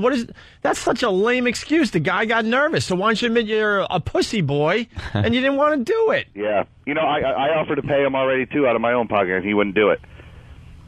Yeah, just to prove that he wouldn't do it. It has nothing to do with money. No. And now he's kind of trashing us, saying we have to thank him for getting people to listen to our show. He went on our show. He knew about our show enough to do car crash comedy. Yeah, well, it was in the paper yesterday about how he bowed out of the thing, and then and then he called in yesterday saying that you guys need to call him and thank him for getting him in the paper. Yeah, all right, whatever. Yeah, I knew when he started saying that he was dead. You know what we're doing now, though? We were only going to do one live show from Philly before the comedy show on that Saturday. Now we're coming down for 2 days, and one of the days we're dedicating to Car Crash Comedy to get a new winner. Yeah. Fuck Ed in the fuckhole. Yeah, we'll do Kill Ed Day. Yeah. Yeah. But now it's an open call, whether it's a comedian from the Philly area. I don't give a shit. If you're a comedian, you could get to Philly when we broadcast live from YSP that Friday, which would be the 14th of September, I believe. It is an open call now. Yeah, I think we're going to do it from. Leprechaun. I think we're doing it from a venue and everything that holds about 1,000 people. We're going to do Car Crash Comedy in front of 1,000 people that Friday. It'll be good, and Philly will represent. You know that because Philly's vicious, and Oh yeah. So it'll be better now. This is actually very good. Yeah, actually, it works out great for us, But Ed, what is wrong with you, man? I'm not gonna start saying he's not funny. He's a funny guy. We were impressed by him, but God, how lame, man! Yeah, well, you were nervous, and you were nervous, and instead of just backing out and saying so, you're gonna come up with some weird excuses. Yeah, and then start trashing. Well, the thing is, what pisses me off and frustrates me is the opportunity is right there, and it's a guy just pissing it away. Yep. Yeah, here it is. Your chance to be in front of a big crowd, and he's scared of success, I guess. Yeah, and if you think about it, too, wasted a lot of people's time. There's a lot of comics certainly there. did. I mean, if there's a lot of comics there that, woke up, came in to do it, and gave 110%, and then, and then Ed just got handed the ball, and he just kind of dropped it. I feel sorry for Gino. I think Gino came in second place. Yeah. I mean, all those guys. There was a lot of guys. Bacani. Yep. Bacani, yeah. Yeah, all those guys got to be pissed. Like, oh, what a tool. Yeah, but the comics won't trash other comics, but they're all disappointed. Hey, Kid Chris, you want to help be a judge that day? Yes. We'll have hopefully, I mean, if we get the word out, we'll get close to 1,000 people at a venue. We're going to do the whole show that Friday, and we're going to pick a new comedian to open up the virus show. Good. Well, when you get the venue, just make sure I want to be all over it. So just tell me when you guys find out where you're going to be. Cool, man. Yeah, YSP's figuring it out. So good. Hey, Kid. Yeah, good talking to you guys. Does this count as a phone call to your show now? Yes. I'll just replay this. I'll just replay this later. Oh, you rock. Just bleep out all the bad words. That's what I was hoping for, that you would go, this... I'm still not used to saying fuck and all that stuff. I know. Hey, Chris. That's strange. Hey, Chris, it's Voss. Pete Rose in the Hall of Fame or not? Hey, what's up, Voss? How's it going? Everyone knows. Everybody here in the office just went, oh, Voss is in there? Yeah. The hot little girl that I used to date, I showed my sneakers to. Is she there now? No, actually, she left. She doesn't work with you guys anymore? No, she left. You scared her off after that. The shame. She couldn't take the shame. Wait, who was Voss talking about?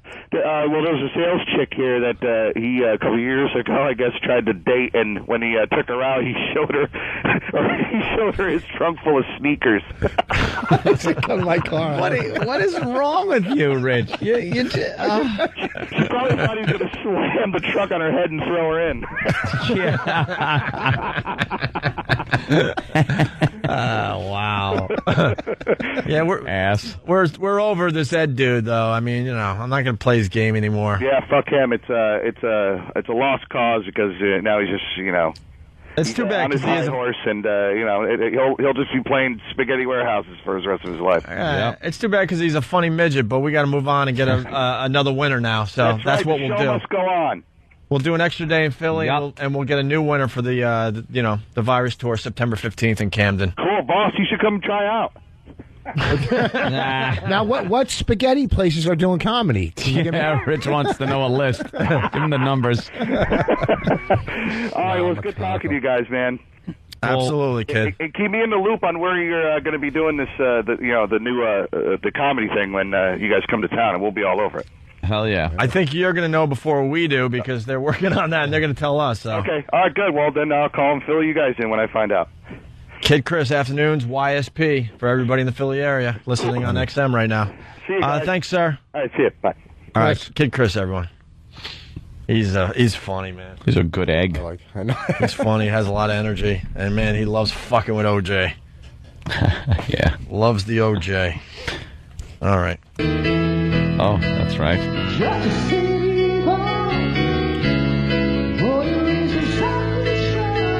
They needed to turn the vocals up a bit. Well, they're a news station. Something tells me they're not really, they can't really mix a band very well. That sucks, because his voice in the news. His voice, that mix isn't doing it justice, unfortunately. No. I mean, it still sounds really good, but...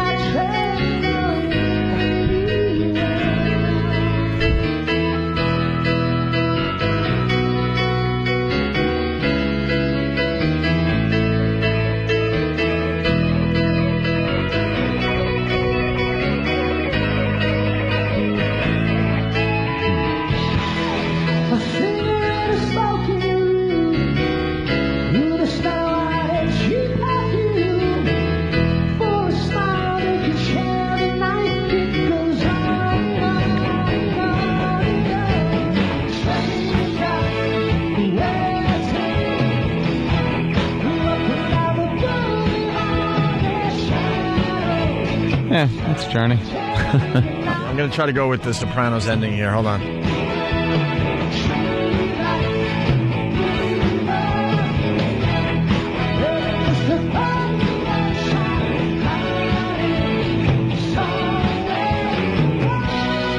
That's going to take too long, all right? Yeah. Yeah, he hit the note, though. Yeah. The mix sucks. Yeah, it's bad mix, but he did just hit that But note. Hugo's amazing when he does his Steve Perry impression there. That's Evolution. They were on Jill TV this morning, Channel 11 here in New York. Jill TV. Can't wait to see Jill at our show. Yes. Supposedly she'll be there Saturday, right? Yeah. Oh, what a great line. Steve from Bayshore, of course. He writes, "This is not a surprise. Ed also gave up growing at the age of 7. You guys have that on? That's the line. No. No, I talked to Kid Chris, though. Okay. I just did a Mike Gallagher, and we just brief chit-chat. He was very, very cool. He said very nice things about you guys. Very nice things. Oh, did he? Yes. Oh, good. Give me something specific. Those guys are geniuses at what they do. Oh. And what? He said that on Fox. Off the air. No, he said that on Fox, and he got, because I wasn't particularly funny on his show, I just kind of talked, because again, I could see he was really, he's got a tremendous... A little scared. Yeah, but he likes me, and he likes the show. And he said he's a fan of the show, and he likes what you guys do. And he said, I get in trouble at Fox, I was like, these guys are geniuses at what they do.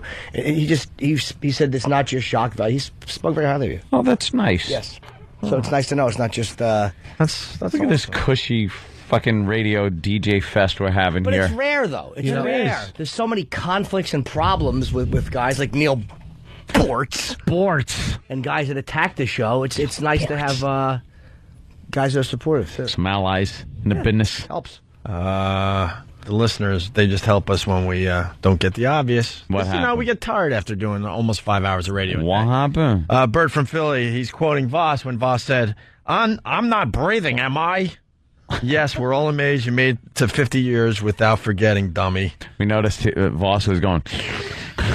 I didn't realize... I wasn't that bad.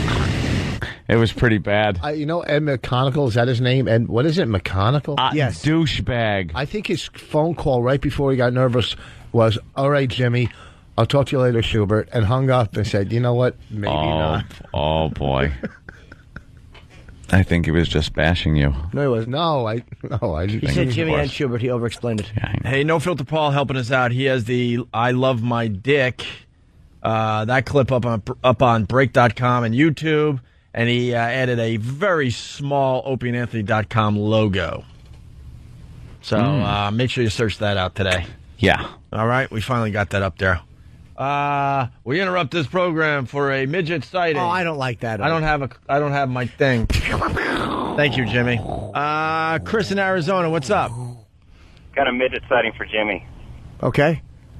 I was hitting an egg. Meanwhile, oh, wait, sorry. I'm not good at this. I'm nervous. My stomach's turn. Jimmy, your turn. I was at a meeting on Monday up in Scottsdale, and I look over and I see this guy with his head on the table, and I'm thinking, well, that's not uncommon at a meeting. You know, people get upset. Maybe he's new. And I realized his head was on the table because he was sitting on his chair, and he was sitting about as upright as he could get. Oh, you thought he was leaning his head on the table. Yeah, I thought he was had his head on his arms, but he was actually, that's how tall he was. He was just chin level with the table. So, I'm thinking, Zay, I gotta have some sympathy. I don't want to go there. I end up in the small discussion group with him, and he's telling all about his sponsorship and all this, and I'm just looking at him thinking, oh my God, I gotta call O&A. Sorry, we're distracted by the glacier surfing video. Wow. But it's fake. It's fake. Oh, it is. Okay. Yeah, one of those You think this is fake? Yeah, it's got to be Wait, fake. Fox News is reporting it. It's got to be real. No, but they just said, is it real? And why is that? Look at the watermark in the middle there. It's fake. The big graphic. Look, it's fake. How do you know it's fake? It's glacier water. Because, first of all, the guy... See the back? Yeah, it's glacier water. And it just doesn't look real. Like the water... I don't know, it didn't look real. But it has to be, because now they're interviewing the kid. And he's going, it's really hot out here, my balls itch. Surfer seen riding wave after glacier collapse. Wow, that's a pretty cool video. Yeah, but he was being towed by a jet ski, and then all of a sudden a glacier just kind of collapses. Oh, they probably knew it was going. Perfect timing. You kind of know when those things are about to fall. What is it, give or take 5,000 years? Jesus Christ. Good point. That thing has been pulling him since 1971. Yeah. Back at the show. Whatever. That's fake, you're right. Came back to the show and fucked up his midget sighting. I'm sorry. Doesn't about look that. real. Rich Voss at the Improv in Pittsburgh, Labor Day weekend. It's time for some highlights of the day. Ow. Is that what we're calling it now? Yes. Ow. I was thinking about it on the way home. It's not line of the day anymore. I still like line of the day because even though I like the fact they play it in context. How about this? Line of the day within proper context, yet line still withstanding. How about line of the day, sometimes paragraph of the day? I like that. Line of the day, semicolon, but occasionally other things, however, context will be included. I like that. Of the day. Of the day, exclamation point, question mark. Here comes, and then you say all that. Does everyone have their stickers out? I have my unicorn stickers. That's right. Jimmy? They're very sparkly. I have Care Bears. Care Bears. And I got... good. I have Care Bears wearing slippers. I got smiley faces. Ooh, boss. Okay. Got a call. Boss who's calling? Nothing important. Who's on the phone? Just hoping he answered it. Care Bears. Ed McGonigal. Ed McDonagall? Jesus. What does he want to fucking give you a burger and fries? Is it Ed McConigal or Ed McDonagall? Or C, none of the above. Ed McIdiacal. Ed Burger Kingable. Ed McWendy's? Here's a runner-up line of the day. Yeah, well, what we did was we propped the door up and had dining room chairs angled at a way to hold the door into the fridge. By the way, speaking of the war, I think you should have even when it is working. Yeah. Barricaded. Oh, wait. That was Let me a put damn my good little one. unicorn. There it is. It's a runner-up, so you only get one. Yeah, I know. Line of the day gets two. Yep. Two stickers for line of the day. Yes. Here's another runner-up line of the day. Chinese democracy. Let's go. It's not even relevant anymore. How about 10 minutes after the guy got a tank on his foot? That'd be a good time. Old tank chest. I think that's when he decided to write the... Oh, why did you leave me in there? Tank Just fucking up his chest. line. You could help me out, make me look like a professional broadcaster that listens. Jimmy? Yes. I did it already. Oh, I see. Very good. Yes. That's my Care Bears sticker. Here's another. I like the Care Bears. They make me feel good about myself. Here's another runner-up line of the day. What's with your choppers? You tell her. Her teeth was throwing gang signs. I gotta say, I don't know how any. Wow, I don't know how you beat that. That's Rampage Jackson. Damn, Rampage Jackson Yep. line was great. Talking about very crooked teeth, obviously, back there in Japan. How did? Wow, you guys got some confidence. Well, tonight. let's see. We got two more. All right, here's another, and the final run-up line. Rampage isn't here. So can I take his Care Bear sticker? No. Please? Goes unclaimed. Okay. Unclaimed. Okay. Care Bear stickers. Put it up on the bulletin board. Okay. For next time he's back. That's right. All right. Here's the final runner-up line of the day. Let me ask you. Here you go. I could leave. I think I know what he did. Like, whenever he opens the refrigerator, he's so happy.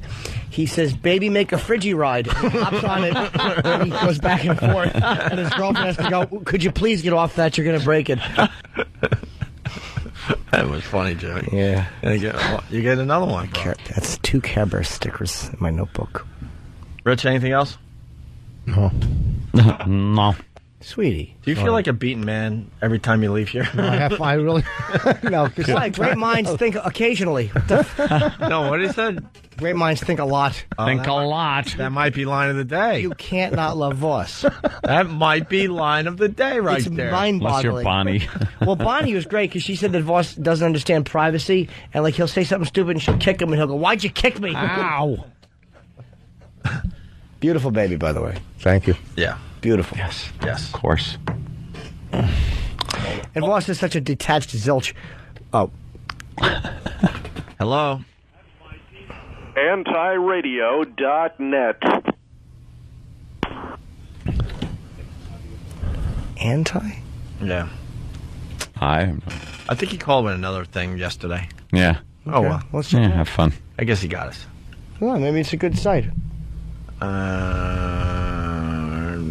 Is there anything interesting on it, or is it just some jerk off with a bunch of links? Some jerk off. Is it? I would think. All right. Well, then maybe a lot of our listeners want to go to this fucking Mavericks antiradio.net site and see what they think of it. I don't even get it. Exactly. Something to do with the internet show, I guess. He's trying to drive traffic. It's a podcast. A podcast. All right. Well, maybe a lot of listeners want to go and check out this guy's podcast, or just rip up his bandwidth. Have fun. I'm giving Crash a gold star to Bill from Waterford today. I'm going to give one to Steve from Bayshore. Steve always gets one. And I'm just going to randomly give one to Dog Shit Sniffer. Why? It's not his real name. Because it was a random one. All right. I'm not taking it seriously. And I'm going to give a gold star to Brian in St. Louis.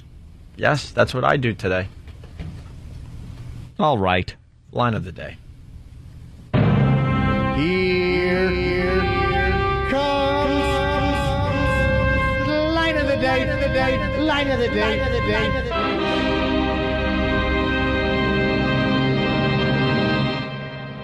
Well, see, great minds think a lot.